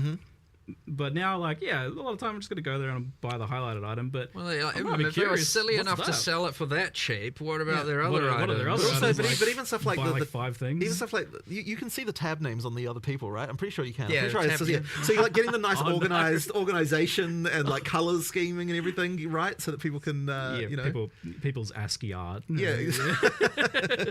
So that'll be a nice one too. No, I can't wait to look at all the Phallus tabs and find out. Jeez. what Okay. No, I'm thinking. I think because I think we have to add a reporting system for it. Unfortunately. So Probably should. yeah. I'm also just excited to log in, just to have that. You wake up in the morning, you're like, What have I got? What do I get? Before work, go run to your Yeah, computer, what just quickly currency do I log in, get while I and, was then you asleep? get nothing, and you're like, oh. Yeah. Well, the idea of even just like popping into your friends lists. Yeah. Like hideouts Set it are up. doing it too. Like just browsing what cool items they got. Yeah. It's like far more like physically a thing that you can do now. It's like, oh, it's really exciting. But yeah, there's so much unknown variables there. Like, what is this going to do to the economy and the item acquisition process? Well, thankfully, you can't go back now. Thankfully though, we are still in the early access economy, right? So even though all the stuff will be kept, it will be separated from the eventual economy we get at full release. And also, thankfully, we get to test it on PoE 2 before we look at putting it into PoE 1. So we get a chance to. Someone's phone calling me. That's not good. Before we get a chance to. Before we have to commit to that for PoE 1 and so we can get the balance right, we can get all the details right. But like, I am almost certain that it'll have to go into PoE 1. Like, there's no way people won't. Oh, that's good to hear. It'll have to go. But No, at least will. we'll get a chance to kind of assess the how the economy shakes out and kind of make some adjustments if we need to before we have to worry about that. Looks like there's some extra chat questions about this. So one is a concern about bots sniping instantly with the system. I mean, that's the point, right? Is like, ultimately that. Well, I mean, I wouldn't say it's the point, but ultimately, Yeah. yes, it's a thing. But then it already is kind of a thing. Like, Yeah. there's already stuff that I don't honestly know goes on with there. that really changes too much, I guess. Yeah. Yeah. Because we were talking last night, I think, a fair bit about arbitrage and Right. how this kind of stuff plays out. Yeah, The gold is a bit of a deterrent. The gold is the yes. deterrent, It's- right? It'll stop the bots, ideally. To some degree, for sure. Right. Yeah, you can only snipe so many items, but you got to put the actual hours in to Right. be able to do that. And often those sorts of bots kind of profit off low margin trades, and Right. low margin trades delete your gold. So Right. yeah, Exactly. And So there's less incentive to flip. another interesting note that came up in our earlier discussions about this, it sounded like you didn't really need to make gold costs really high for rare items, because I was like, oh, well, tier 1 uniques like cost 1 billion gold. I was like, apparently not. No, not really, because by the time you get to the high, like the top end of things, then that stuff is already the most expensive stuff. You don't really need to have the inflation protect, like that kind of like the descent of prices that you get that'll happen up there. So you kind of in the end the prices for uniques, they don't have to be that extreme. Yeah. But what the thing to note though is that the prices are a multiplier per level of what the shop prices are. So we do actually have shop prices for all the uniques now. So if you sell uniques to the vendor, you'll actually get more gold now than you did before. Just as a side note, There's going to be some kind of exploration of which gold's like not worth trading but worth a lot of gold. A bit like the dust in PoE 1, I imagine. maybe. Yeah, it's also worth noting that the this tab only sells stuff not in the currency exchange. Yes. Right. So you can't sell a chaos orb in there. Would just be awkward Yeah, to do. I yeah, think, exactly. you know. Well, Currency exchanges for fungible, stackables, stuff that isn't modular, and then the rest goes in here. So it should be that every single other tradable item is in here. So we had the kind of discussion in the past about like whether maps would get somehow made to work with the previous system, but now obviously that can just be done through this, right? Like those sorts of items that are a little bit variable but might otherwise be considered a kind of currency can go there. So if this goes well, do you plan to remove like old systems of trade or anything like that? I don't think we can, because fundamentally, like we have sold premium stash tabs. They had the functionality they had. Removing the old system, that would be bad. People bought stuff. We can't delete what they paid for. And did you mention in the reveal that you can convert them over? Yeah, we did. So you can convert your existing tabs. If you bought them for the purposes of this, then converting them over is obviously the right thing to do. That's a thing we wanted to make sure. A lot of those long-term PoE 1 players have a seemingly infinite amount of premium tabs, largely for this reason, right? So it certainly wouldn't be right to all of a sudden be like, nah, you don't get to use any of that anymore. You can fully just convert them. And that is why it's also just as important to work in PoE 1, because your micros are shared, right? You're not gonna, so there will be a little bit of a time there where if you convert them, of course, the PoE 1 doesn't have this tab type, so they won't show up, which is a bit annoying. But once it gets added to PoE 1, then they'll work. Right. Yeah. We'll try to make sure that doesn't take too long. Yeah. There's the question of, will functionality of the trade site be in-game in some capacity? So that's something that we really want, and we even had a prototype of this. I saw it. Yeah. So it's a thing that we are working on, but unfortunately didn't quite make it for 0.3.0. There's some stuff we want to do. I am personally still a believer in that the website's going to be a better experience because, like, the typing, like web is just designed web for stuff that. is sort of designed for this kind of thing. Yeah. And ultimately, when you click the button on the website, your character in game still moves. So, like, if that's a thing. But on the other hand, for discoverability for new players and that kind of stuff, it is And good it's to have huge something for in game. console. And well, here's the thing. I reckon for console, it's still better to use the website because you can use your phone and you can search for stuff on your phone. I suspect like, a little console there's a- control, typing text with a console control is just fundamentally crap, right? So, like, like typing with a phone is just easier. Often you don't have to type anything in text in these It's searches, true, though, it's true. But look, we are going to do it. It's just that, like, it isn't quite There's done. a bit of each to their own as well. Sure. A lot of people are very excited about the idea of an in-game one, and It is a feature that we it's in will do. progress. It is a feature we will do. We just haven't. it's in progress and it's close. Yeah. It seems wild to me that I can like push a button on my phone and my character goes to someone else's hideout. Yeah, well, the magic of the internet, I guess. I'm getting old, I guess. Yeah. You mentioned that like there's more things on the horizon that you would potentially like want to do with this as well, like in-game features of things. I mean, yeah, like obviously the first question people will have about once you've got in-game trade searching, when's Awaken Trade coming, that kind of thing. I mean, look, maybe one day, like it certainly opens the door to it. Like, I wouldn't want to say that it's not going to happen. Like there's stuff that we could do there, but like there's a lot of UI issues to sort out. There's quite a lot going on with that. Like it's kind of one of those things that I'd look at a bit later. But yes, obviously something people want. It's all under consideration though, which is for sure very cool and very quite a pleasant surprise. Well, like the goal, it is nice to get to the point of not feeling like to be, I'm sure it's only for some players or whatever, not feeling like you have to use third-party applications and stuff like that. It can, not to say Awaken Trade is dodgy, but there are some that are obviously a little bit suspect. People are a bit like, no, I shouldn't have to do this. I don't want to do this. It gets you can get a bit scared about it, and it can be a little bit like, especially when all of a sudden they're asking you to provide information you shouldn't have to be providing them, and that kind of stuff. So getting away from all of that, having it be all nice, secure, done by us and everything is the ideal goal. But one step at a time. This is a big step, but we'll see what's next after we test this out. Let an economy test it for us, get it to PoE1, all that kind of stuff, and then we'll take it. As I said, every trade system reveals its problems. Maybe that's just the next problem. So see. Another question here is like when you click like secure item or like buy item on the site and it's going to take you to the hideout, it's like, is that locked in and other people can't then click it? Or no, they multiple. It is technically a race. Yes, we'll see how that goes. Like I think it should be fine. But that is just worth understanding. That's going to be interesting for like those mega deals and see like 10 people loading in all at once trying to grab it. Who can click the fastest? Who loads faster? Thankfully, the loading time should be a lot better. Yeah. In this version than they were in the past. We're doing a bunch of engine changes, which I'm hoping is going to go well. Obviously, when you make changes, there can be worth bringing up stability and performance. Yeah. So, we've done a pretty big amount of rewrites to the engine this version. We've the goal is obviously making the game faster. It should be quite a lot faster in terms of frame rate. There's still some kind of one of the load times is definitely a lot faster. There's still some concerns around shader pop-in type issues, which we're kind of working on at the moment. But ultimately, it should be better, and we've also unlocked a lot more optimization opportunities for the future. So things should be better in this regard, I am hoping, especially for consoles, where we've seen a pretty good performance uplift, and things are looking pretty good. But still more to do. But that's definitely something that we're taking really seriously. And one of the other things that I'm really hoping we don't run into is another stupid operating system bug like we've been having with the damn freezers, right? Like we've made changes that I think will work around those, but fundamentally the Windows 11 scheduler is completely broken. Ultimately we just kind of have to do what we can there. How fun for you. Yeah, I know, it's very annoying, but that's the just the life, unfortunately, of a game developer to deal with that. But hopefully the full OS freezes will, like we basically managed to fix them for almost everybody, but they were still happening to a few people. So I'm pretty sure we should be sorted out now.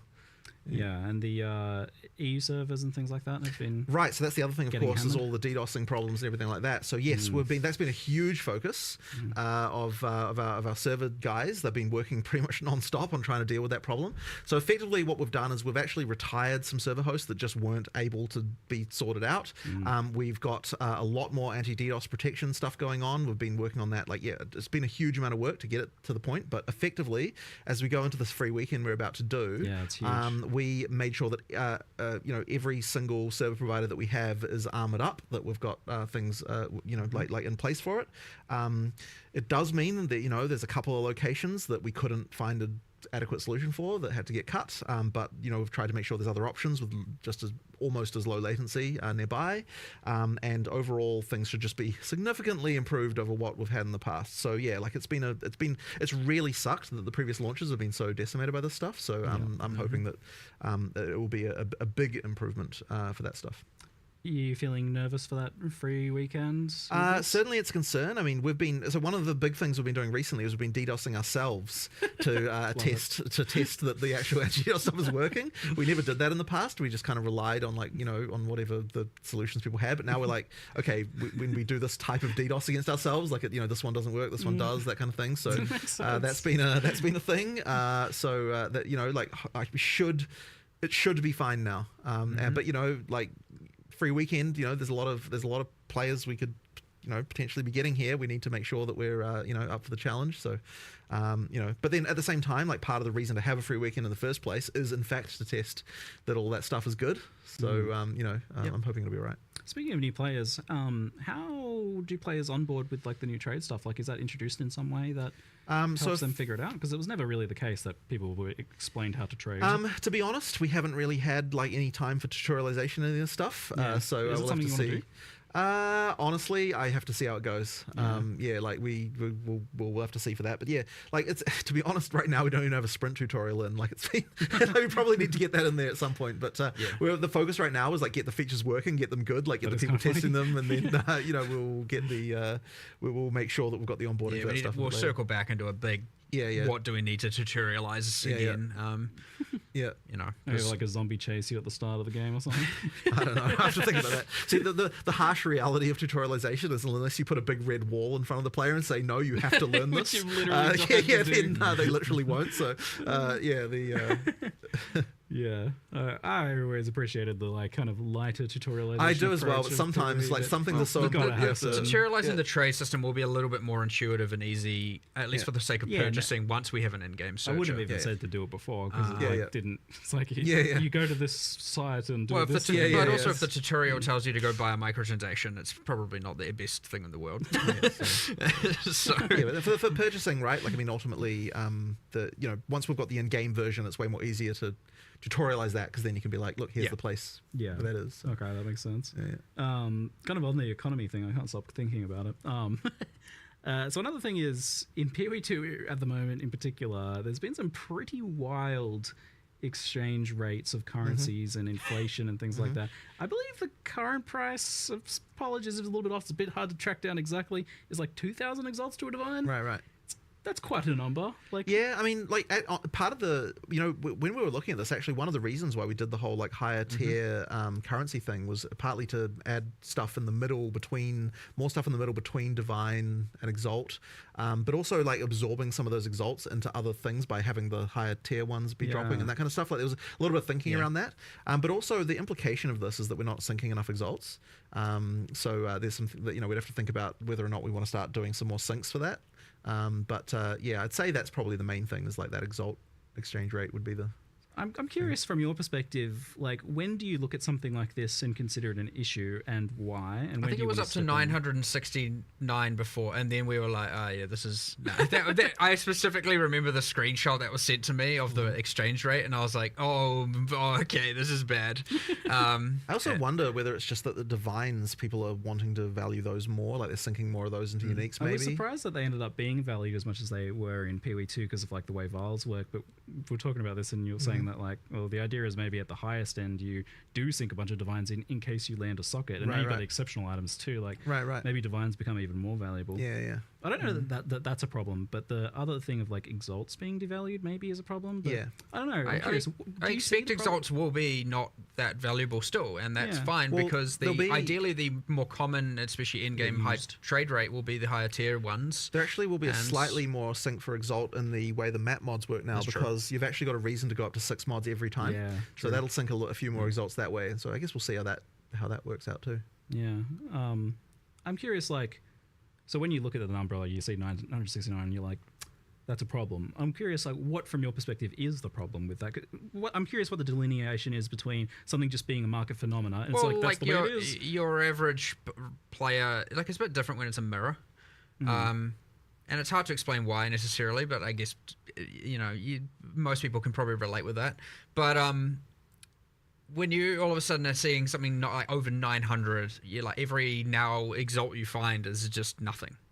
Like, it's nothing. It's there is a threshold. I don't know where that exact threshold is, and the threshold will be different for each person.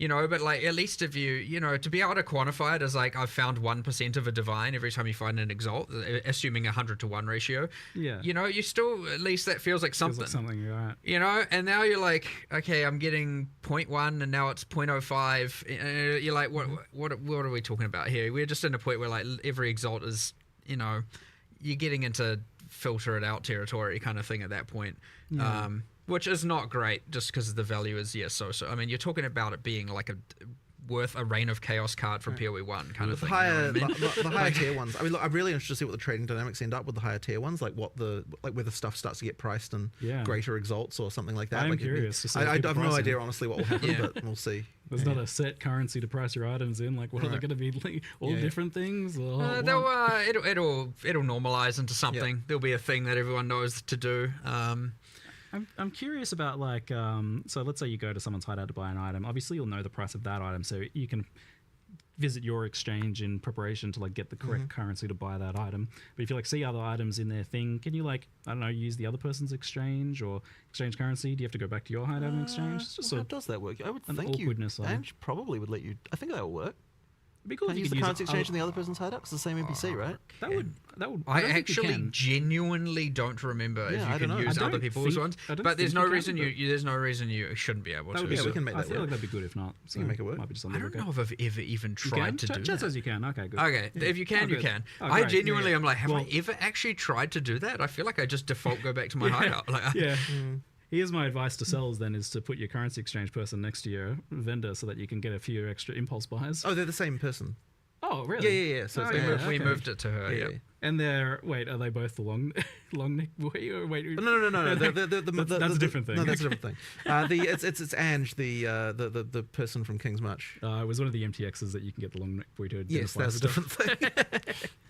I was enjoying that people were like calling it a good doggo. Such strange. Yeah. That's fully separate. Okay. This is Ange. You find her in King's March in Act 4. And you get, if you haven't got a hideout, you get a quest to go get a hideout, and then once you claim it, so you don't have to get your hideout in the endgame now, or from buying a micro, I guess. And now you get it in Act 4. She's there straight away. You can immediately engage with both systems. So before we had like currency exchange on all the NPCs and all the towns. Great. I actually think we might have kept it there just on random NPCs in the interlude and stuff, just so that you don't have to go to your hideout every time. I'll have to check in on whether or not we did that, but eventually, Ange will just handle all of it. So this means you don't gain access to like item trading until the same time as you would gain access to the currency for the exchange? first playthrough in the league, yes. Yep. Okay. But the subsequent playthroughs, you can. Yeah, that makes sense. Great stuff. Something I wanted to bring That's up actually not true, by the way. Subsequent is not the case. Oh, really? Because otherwise, you have an advantage over new players. Technically. No, but subsequent in the same league. In the same league. Yeah. Per league, you have to. You have to have fair ground with new players and existing. You have to unlock it at the same point in time. Yeah. Okay. Yeah, within the same league, completely fine. Yes. All right. Something that I wanted to bring up as well was build diversity. That's our thing. We talked a lot about like how there's a lot of buffs for the other archetype stuff, so that's obviously going to be helped by that. But I'm curious, like, your thoughts on like the point if Lightning Spear is 46% of the top 1,500 players, I think it was, or 15,000 players, or 75,000 or something, whatever the number is for PoE Ninja. So 46% is pretty big. I don't know that we've ever gotten that high. Maybe with Nah, we Spectral did Throw? Legion League Cyclone. Cyclone. Maybe Spectral Throw. 51%, I think, of Cyclone Slayers. Yeah, okay. Something like that, yeah. It was like, so maybe. So we're not one quite or two- there. one or two other times. Not quite there, but obviously It's that's just as bad. It's just as the bad. extreme To be end. fair, I'm only counting one class there, actually. Lightning Spear is across many classes. So, maybe it is the worst it's ever been. Because that's just the skill gem itself. Across both games, yes, true. Yes. True. Well, either way, it's bad. So yeah, I'm curious. Like, at what point do you feel that's like a problem? It's obviously a problem For now. what duration is that a problem? Yeah, obviously. But like, what's the point at which it does start to feel like a problem for you guys? And when do you want to even like address it in the next league versus in the current league? Because that's obviously a difficult And thing to do. the mid league nerfs, like people say they want them, but like the reality is that we get crucified for them. Absolutely crucified. Like it's If you get on it fast if you get enough, on it, yes, you have to get on it so fast basically to make it you get okay. away with it. Yeah. And if you can invested find it, but themselves. if you don't know about it for 3 days, well, I know it's silly to say, how do you not know about it for 3 days? If you like misinterpret the severity of it, for example, and everyone starts doing it, you're like, oh no, it seems kind of fine, and then boom, out of control, and like it's now been even one full day, you can have a lot of the player base completely pivot. If that happens on a weekend. If certain people are away and busy, especially people with balance, Jonathan or I and stuff like that, obviously we'll support other people forward. Like you get our staff are playing and all that. So like this stuff does get around and we do learn about it. But like if you slip by even a day, you get to the point where you now have to make an excessively hard decision, which is like make 50% happy or 50% angry, right? And it's like it's lose-lose. And so often, and sometimes you make the wrong decision. It happens. But look, it's less about like there's a number that's wrong, and it's more about like the way we looked at it this time is like look at all of these bad builds. Like why? Like these need to not be this bad. Like you shouldn't be able to make this many mistakes, this many bad decisions, this many wrong decisions through supports, passives, everything, all of that. And it's like we just need to bring all of that up. Now, by doing so, you're bringing everything up. You can't just have Lightning Spear go up proportionally to everything. There's no one's gonna swap and play all this other stuff that's now, in that kind of same level of balance. So yeah, the outliers have to come down. It just has to. You do it, and in this case, we definitely thought it would be best to, some people will say you should have done it in the league. Yeah. Maybe they're right. Whatever. We're doing it now. We're bringing down those outliers. So yes, Lightning Spear is nerfed. Let's just rip that Band-Aid off. And honestly, if you're surprised by that, come on. But like there are, an insane amount of increases to bad things, wrong decisions. They all should be brought up in line. There should be a lot more viable options, a lot more good things, a lot more viable different classes. The hard part's going to be that the support gem changes are certainly going to result in a bunch of new exploits, and that's going to be real rough because we're going to have to then make all those hard decisions again of like, do we nerf this, do we not, kind of thing for each of those.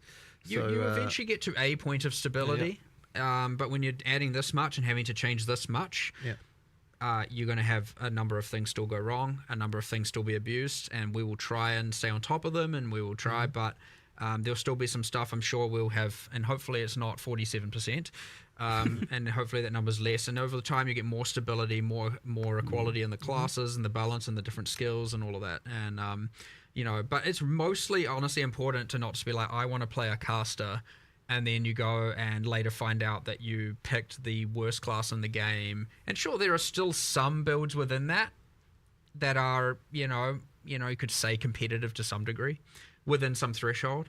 But it sucks to learn that like you get to level 65, which for some players may have taken tens of hours, and then you're like, oh, you're telling me I literally picked the worst class that no one's playing, and I could have just been throwing a Lightning Spear this whole time and, doing 5 times more powerful. That is a real terrible feeling to have. And so, making it that you don't, like, if the worst was only slightly worse than, the best, slightly, so within some margin that you're still at least feeling powerful, you're just not, it's I feel like or a can, complete idiot. then at least you don't feel absolutely terrible about it but when people are just like, you made the wrong choice, like you have to re-roll, you're just like, well, that's demotive. Like, I'm demoralized. How are you supposed to know that at the start without doing a bunch of research, right? And so yeah, that hopefully over time, and I'll say this is a huge step towards that, we eliminate as much of that just really wrong, bad choices as possible.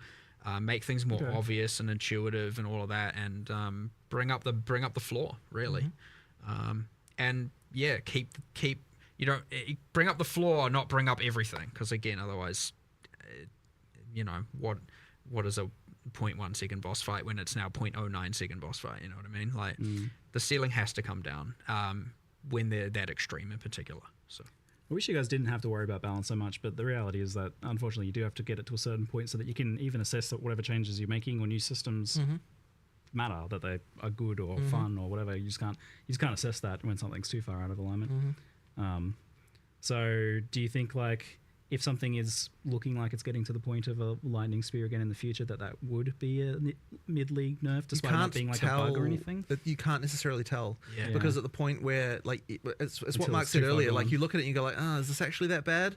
And it's very easy to be wrong, and you don't, like, by the time 20% of the community is playing it, it's too late to nerf it. And Well, it's because they've invested items, Yeah, they've invested their invested in wealth, stuff, right? Like, you can't, and now you nerf it. like, and, you have and- to make the call before that point. and it's tough. you drive a portion of those players to then quit by taking away the Well, fact literally all of them they will. will, right? yeah. Probably, yeah. Yeah. Well, you could argue real. the nerf is in line such that it's still competitive and good, but they won't feel and see it that way necessarily, right? Like, they put all their investment and their wealth of the league into that, and they're taking that away as brutal. So it's like, who do you make quit?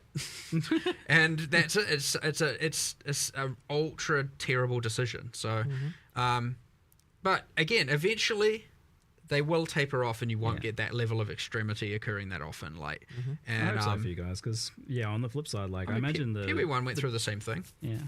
Still happens there I as think well. part of the Especially thing, though, though, is it's when like we that. were going through it, there were less tools for everyone to see what the, like, disparities were. Yeah. And so, like, I feel like as more information is there, like, people feel worse about their bad choices than what they previously did. I can realize just how bad I am. Yeah, exactly. So it actually, I think, does exacerbate it a little Quantifiable. bit. Like, we're going through this now in a bit of a different time than what we did initially, when we had, because like early PoE1 had tons of terrible balance going on all over the place. Like, I remember like some of the stuff that was happening. Yeah. So, but yeah, we just can't get away with as much now these days. The old guaranteed crit flask Yeah. Yes. Yeah. with your 1500 That crit restores multi. charges on crit. Right. Oh Right. no. Yeah. On leveling, so leveling builds are kind of another topic in general as well. Like, do you guys are you looking a lot at, like, leveling build diversity within each class, or even across classes in some case, where some things are strong enough, like Rake Stomping Grounds, where spellcasters are doing it? Is there a point where you... I mean, I want to look at things all through the game, really. Like, I just want the fundamental underlying skills to just be fun. Like, so I'm not really necessarily looking at a skill as, like, this is an in-game skill versus a leveling skill. Like, to me, they need to serve both purposes. And, like, when we're looking at skills, we're like, can the scale to in-game? But, of course, it also is it fun in campaign? Like, both of those need to be true. I wouldn't, like, classify one skill or another as fitting into one of those categories. Yeah, do you kind of, like, aim to have at least a few for each archetype that feel good then, so you're not kind of, like, feeling like there's only one way to level a certain character? I or mean, something like that? as I said, ideally all the skills feel good. I mean, I know that we need to improve some of them, but that's part of the goal of what we're doing it's a here, tall right? order. Not always the design makes sense It's like early on. the monk, for Some example. You know, lightning, ice, clearly better than the wind physical version, right? And so may make changes to that subcategory. Ice archer, so, and then there's the clunkiness with the poison ranger, and so because most people are leveling as lightning when they are playing archers instead of lightning spear, they're which whatever. They were playing lightning, and the other things, like, sure, there's a couple of things that are still good, but there are clear things that are losing comparatively to the others within each of the classes. And so we focus on a lot of those. We looked at, like, look, these aren't being played, and why. Let's see if we can get them to be played competitively with the things that people are playing on those classes. So yeah, and I mean, things like Sorceress, where you have at top 15,000 0 to 0.1% play usage on literally one of 7 classes, not great. Like, so that gets something way more drastic. So that's not just like bring up cold a bit. It's kind of like, all right, we need to do something crazy here and just like shift everything and pivot. And now we've got something that's like kind of promoting this multi-elemental. And honestly, playing each of the elements is probably still just better anyway. But yeah, now you got the multi-element and combining a lot more a lot more and passives and everything. Yeah, like, there's like so much going on there though. It's like there are so many variables changing that it's almost impossible to predict what is even going to happen here though. So we might come out of this and now another class is at 0%, maybe. Then we have a new goal to fix. You know what I mean? Like, but that's not by design. Like, you don't want that to happen. Yeah. But we'll see. Yeah, I don't know. It's exciting. I don't know what I'm going to play. I'll tell you that. I have no idea. I'm like, I don't know. Struggling between the unarmed, the elemental. Well, I said I'll play the worst class, so I need to know what the worst class is so that I can play it. What people aren't playing. Yeah, because I have to work on release day because trying to make sure everything's stable and and fixing anything we can. I get that day to see what's the worst class, and then I'll jump into that just so I can experience it and see how we want to. That's very good. It also makes it more challenging. I like it. You like the arbitrary challenge of play the worst one. Speaking of worst ones, on the topic of defenses, we had a lot of discussion about armor and how good it is, and it got a pretty hefty buff this time around in terms of it being able to apply to elemental damage through modifiers and nodes on the tree and such, and that looks really, really good. Do you think that there's any other fundamental issues with armor? Because I know you were looking at it as a whole and deciding even if you wanted it to work the way it does. Well, the thing that people would probably say is the worst part about it is that they take a big hit and they can still take a lot of damage. Yeah. But the thing about that is when we look into it, it's still pretty damn good percentage reduction if you look at it. So I was sort of less confident that was the true issue with it, and that's why when we were looking at it, what is the actual weakness of this thing? That's when we started to look at the elemental part. Smith of Catawba was alleviating that, and it's like, okay, that's probably not acceptable that you have to, in order to mitigate the elemental, get the insane max res, and that's go Smith of Catawba. So hold on, we need to take that, make that not be so mandatory. Let's instead increase the elemental side of it, and that way you're not feeling obliged to play Smith of Catawba to get the insane high max res. That's one part of it for sure. I wouldn't say that we have another there isn't more that we know we can do to armor right now, right? It's we need to see how this plays out and see what happens, and then we'll know whether or not there's still some issues that we need to address. And obviously we had the issues where energy shield, even just running hybrid was crazy with convalescence and use and a bunch of stuff there. So we've had to make some changes around that as well, bringing that back a little bit, buffing the others, and so there's lots of changes around all of this. And next in the triplicate then is the energy shield. It's a challenging one because it's difficult to make it not just be blue life, and be better life in some cases as well. How do you guys feel about where that is at the moment? I feel like the culprit is recovery. Energy shield is supposed to be a defense. It is somewhere between a defense and a life pool. As much as a lot of people might not want to hear it, we're going away from look, recharge should be the way you recover energy shield. I agree. We need to better embrace that and not have just every other way under the sun to get it back. I can't remember the specifics. The patch notes I'm sure will tell you.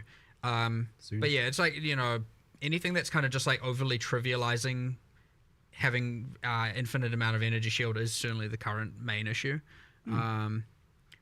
So yeah, I mean that's part of it, but again, the whole weapon swap convalescence thing, which we have made changes around, is also just you get the bonuses of convalescence without having to incur the spirit costs while you're doing your DPS kind of thing is not okay. At least not from our end. So making changes around that as well.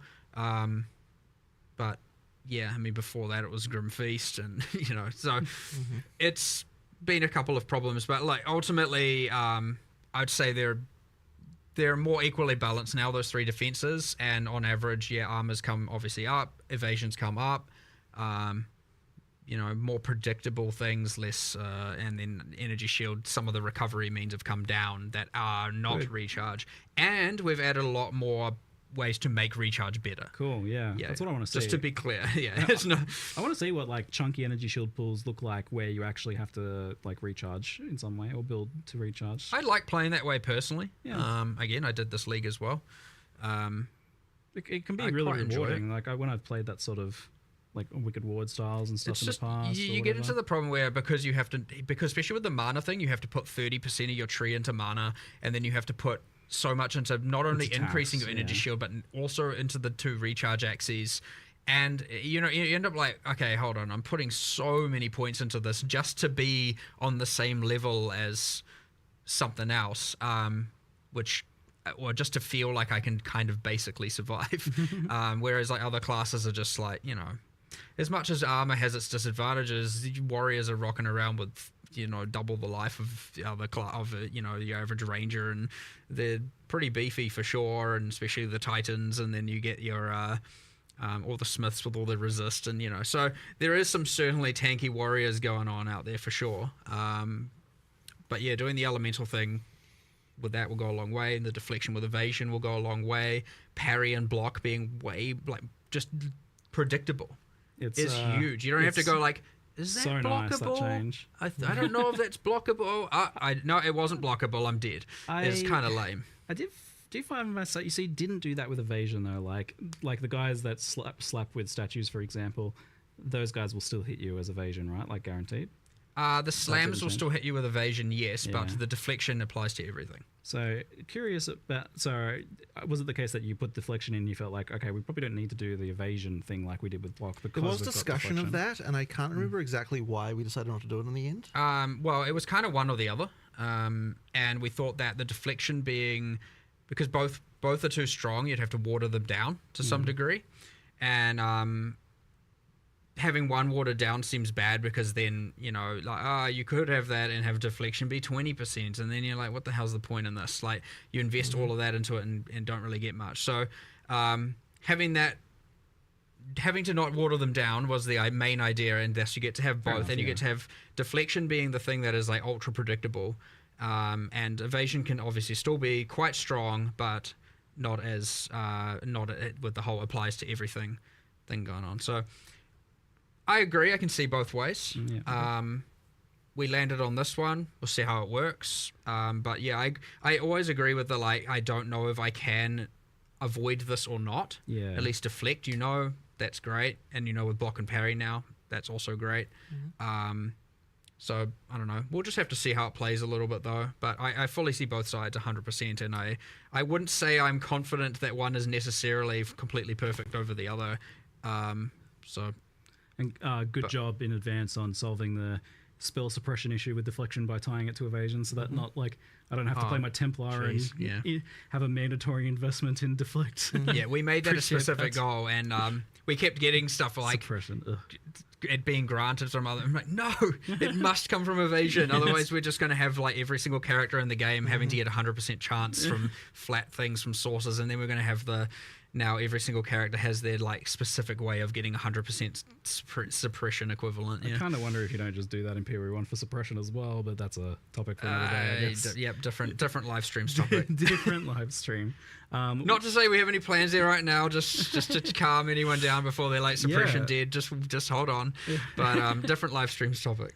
How's your schedule feeling overall? Like, you feel like you will be moving into the next Path of Exile 1 expansion in the 2 months expected, and then having the next PoE2 we're for definitely the end of the year? going to hit those deadlines. Like, Right. there's no question of that. Yeah, you guys are however, resolute. it's certainly like it's certainly hard to get to meet them. Like, it's difficult, but like, it's so much better to commit to the date, and just make sure. It is. It's been difficult to adapt to this new cycle for sure. We obviously want to do everything we can for every patch and the next patch, and this requires a more parallel work going on and parallel thinking, and to be able to make sure that each game gets the correct time. You need to make sure, okay, if you're working on 0.3, you got to make sure at some point people are pulled off of it to work on 3.27, for example, right? Yeah. That has to happen. Yeah. Otherwise you don't get enough time. And especially considering after 0.3 comes out, you've got an amount of time of fixing things and addressing problems. Hopefully not too much, but you always have a little bit of that to do. And so all of a sudden that can extend even further. And so, yeah, you have to, at some point, and it can feel very unintuitive to be like, well, 0.3 is what the whole team's working on. The team's excited. Everyone's like, yes, we're doing it. We're prepping all the marketing. And it feels weird to then just start pulling people off of the thing that you're kind of working your immediate goal towards and have them working on a future thing. And same with vice versa. You get a little bit of that. And it is a little bit hard to obviously deal with, and we're adapting to it. But we're doing pretty well, and we're on track still for 327. So it's like 2 really good expansion updates, with the recent Path of Exile 1 doing I think really well, and then this one is huge. I hope that you guys can settle in, and this feels like a reasonable workload soon, because what isn't right? It isn't this week, I can tell you that. No.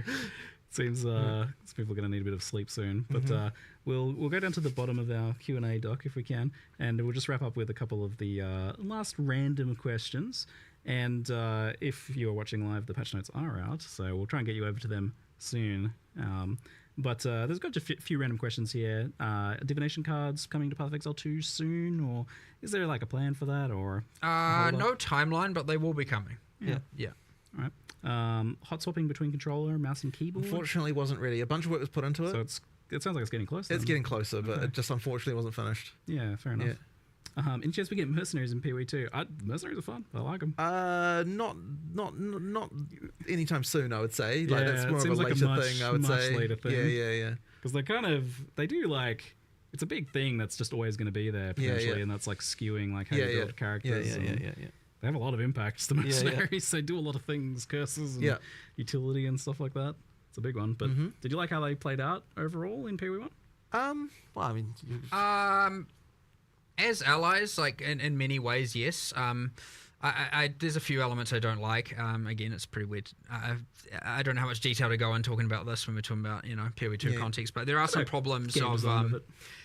I don't like that you just end up putting uniques on them and it has minimal consequence in terms of their survivability. I don't like some of the, I'm not entirely happy with the Doriani's prototype kind of situation. The combat with them itself, it's you insta-die or they insta-die is often what happens. Not great. So that's the kind of thing where if we were to do it in PoE 2, they wouldn't just be recycled character skills and recycled character animations. It would be a lot more consideration. Well, even if it was, at least we have new animations. So you'd have a lot more telegraphing, a lot better fights. It'd feel like actual skill fights as opposed to just what is this ruckus going on right now? So there's ups and downs to it, and I'm not saying any of that will necessarily drastically change even within PoE 1 or when, but there would be things I would want to do, because I would say the combat of fighting them in PoE 1 is not meaningful. It's very much who dies first, and you don't even necessarily know why. So, but overall pretty fun. Overall pretty cool. Big change. Very cool. Yeah, genuinely pretty happy with how it turned out. To be honest, just a few bits and pieces that need some improving for sure. Cool. I wouldn't want to add them to PoE, something like that to PoE 2 that has such an impact on character builds when we don't even have a good stability within the build diversity and the build structure. I would say that kind of thing comes once once you've figured your stuff out, you know what classes are at a baseline, then you can add a lot more of that. 8 years or so, maybe. Yeah, well, hopefully not. Hopefully, we're not too far away from that being in a much better state, but these things are endless. So yes, that's it. We'll see. Here's a funny question: can you sprint on a rower mount? Does the rower sprint? So there actually was a plan for that, but the rower is currently it's not sprinting. The rower is currently faster. It slows down a little bit when you're shooting. Yes, that's right. I remember that. Not slower than normal run speed. Yes. Yeah, okay. So it is inherently faster than base run speed, but when you are attacking on it, it slows down. To the old speed that it was. Yes, so it is more competitive. So that it is more competitive. So rower is faster, yeah. But you can spec out. You can I believe spec out of that penalty even, and then you can. It kind of is so that when you're just running, it's more comparable to sprint and movement skill usage and stuff like that. Yes, so it's just it's faster. That's all there is to it, really. Does the sprint work with blink? You teleport and start sprinting the same way that you it won't. I don't think it will. You can, but it won't resume sprinting straight afterwards. I believe if you sprint, blink, sprint. I feel like I was trying this literally What do yesterday. you mean? Sorry. You don't just like blink and keep sprinting. It's a different action. It's an end there's an end animation to it. You'd have to go re back into a sprint. So No, but it does work where if you hold down and then you blink and then afterwards it sprints, right? Isn't that how it works? Oh, in that regard, Yeah, I think it is. I would hope so. Yeah, no, yes, that's how it yes, works. yes, Yeah, yes. yeah. Sorry, I thought you meant you were sprinting and then you blink. No. It goes back if into you hold it, down, yeah. you blink, you go, you sprint. That's You know, how it works. I could be just entirely wrong about how that other thing we'll works. see when anyway. it's live. I was doing it yesterday, I thought it was like, yeah, I understand why it's like this, but ignore me. I was probably just wrong. No worries. Does the elemental damage mitigation from armor apply before or after resistances?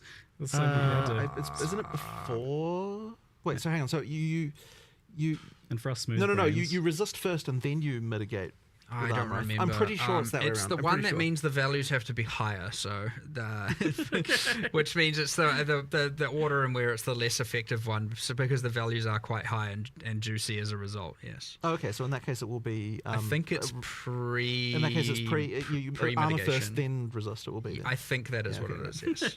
I love it. Fantastic reveal. I'm very excited to get into playing it. Thanks for spending a solid 2 and a bit hours chatting Q&A here. Very fun. I felt like half an hour, honestly.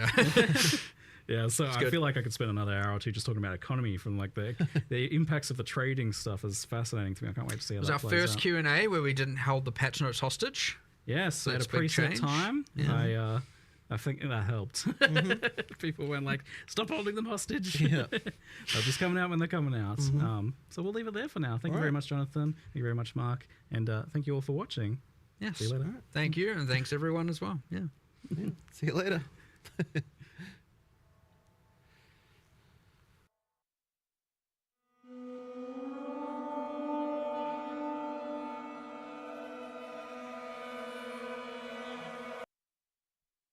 All right, guys. Well, that was the reveal. It was like 3 hours and 15 minutes, including the first bit. So that was obviously, I must say, it's way longer than I expected. So anyway,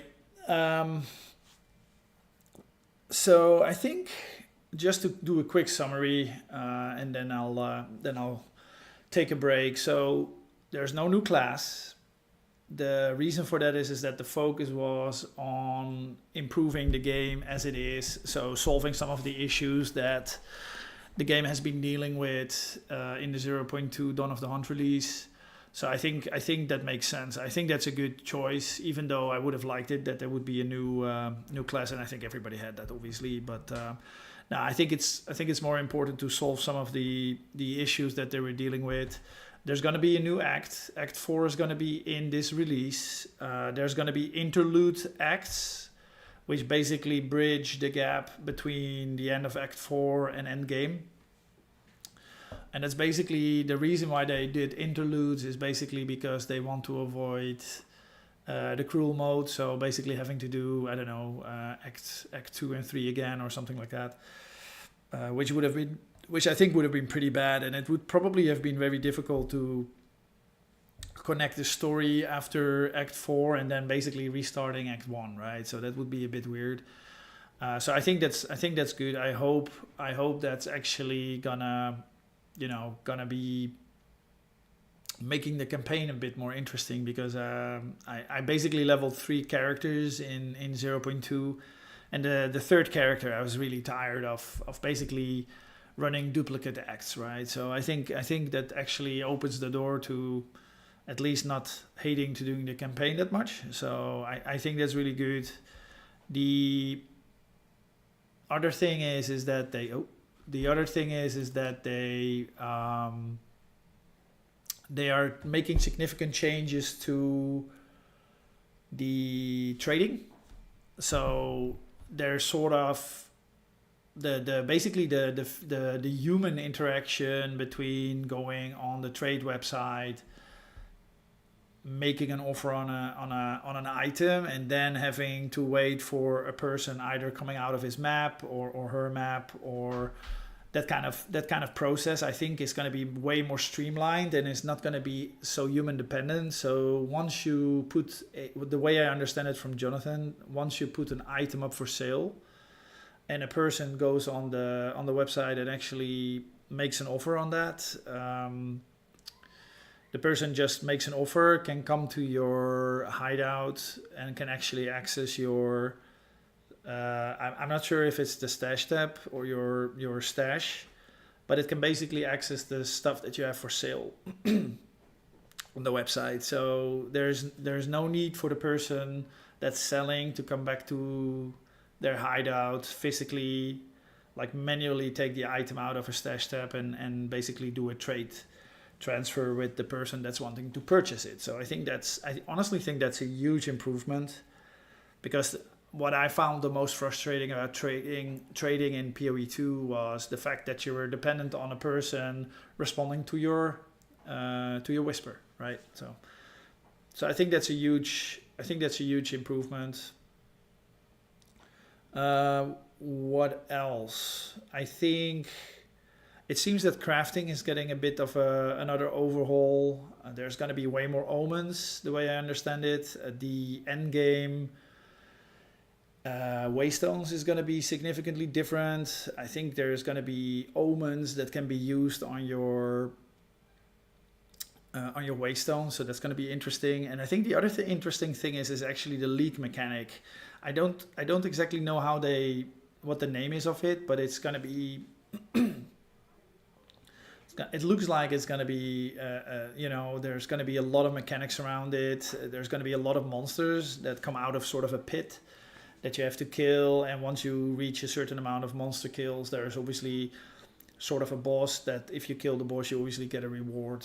And I think that scales up the further you get into the campaign and into endgame, obviously with bigger and better rewards. I think I don't remember the name of the mechanic, but I think the fact that you can use a leak artifact, it was a jaw or a piece of bone or something that you could put on a weapon, and then you have to go somewhere to sort of identify it, and you get 3 options to choose from. I think that's that seems like a really cool mechanic. I'm not sure how that's going to play out in practice, obviously, but it seems like a really cool mechanic. So I think that looks really good, and I think if you compare it with the Asmarian Wisp thing, I think this looks way better. So, I think those are a couple of the things that I think are good and that are part of this league.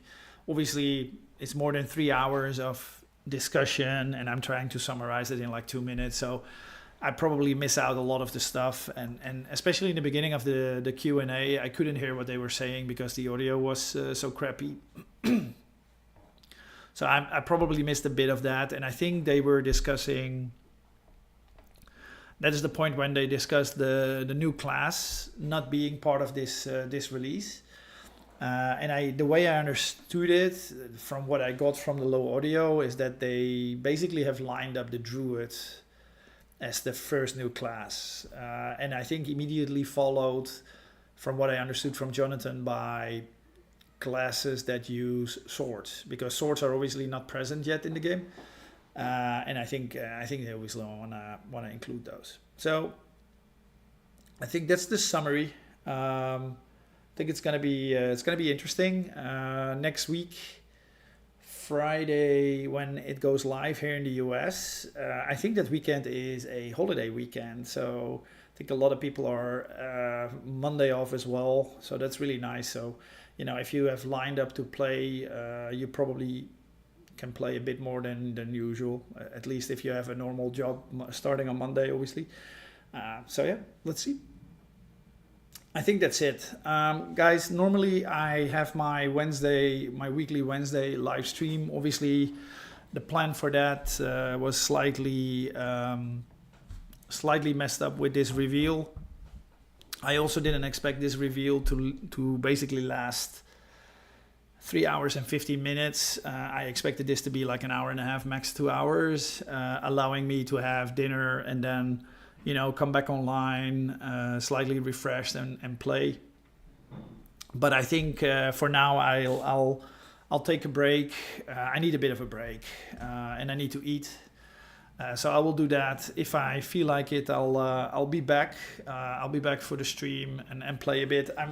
The other thing is I'm not super motivated to keep playing PoE. Basically, Dawn of the Hunt. Obviously, with considering the fact that in 9 days we will be playing the 0.3 release, right? So I'm a bit on the fence what I will do if I come back to play. And if I come back to play, what I will play, because I'm not 100% sure it will be PoE 2. All right, I think that's it for now. Thank you very much for watching. I'm happy to be back from holiday and getting back into the gaming and the streaming groove. And I hope to see you guys in the next one. Thanks for watching. Bye.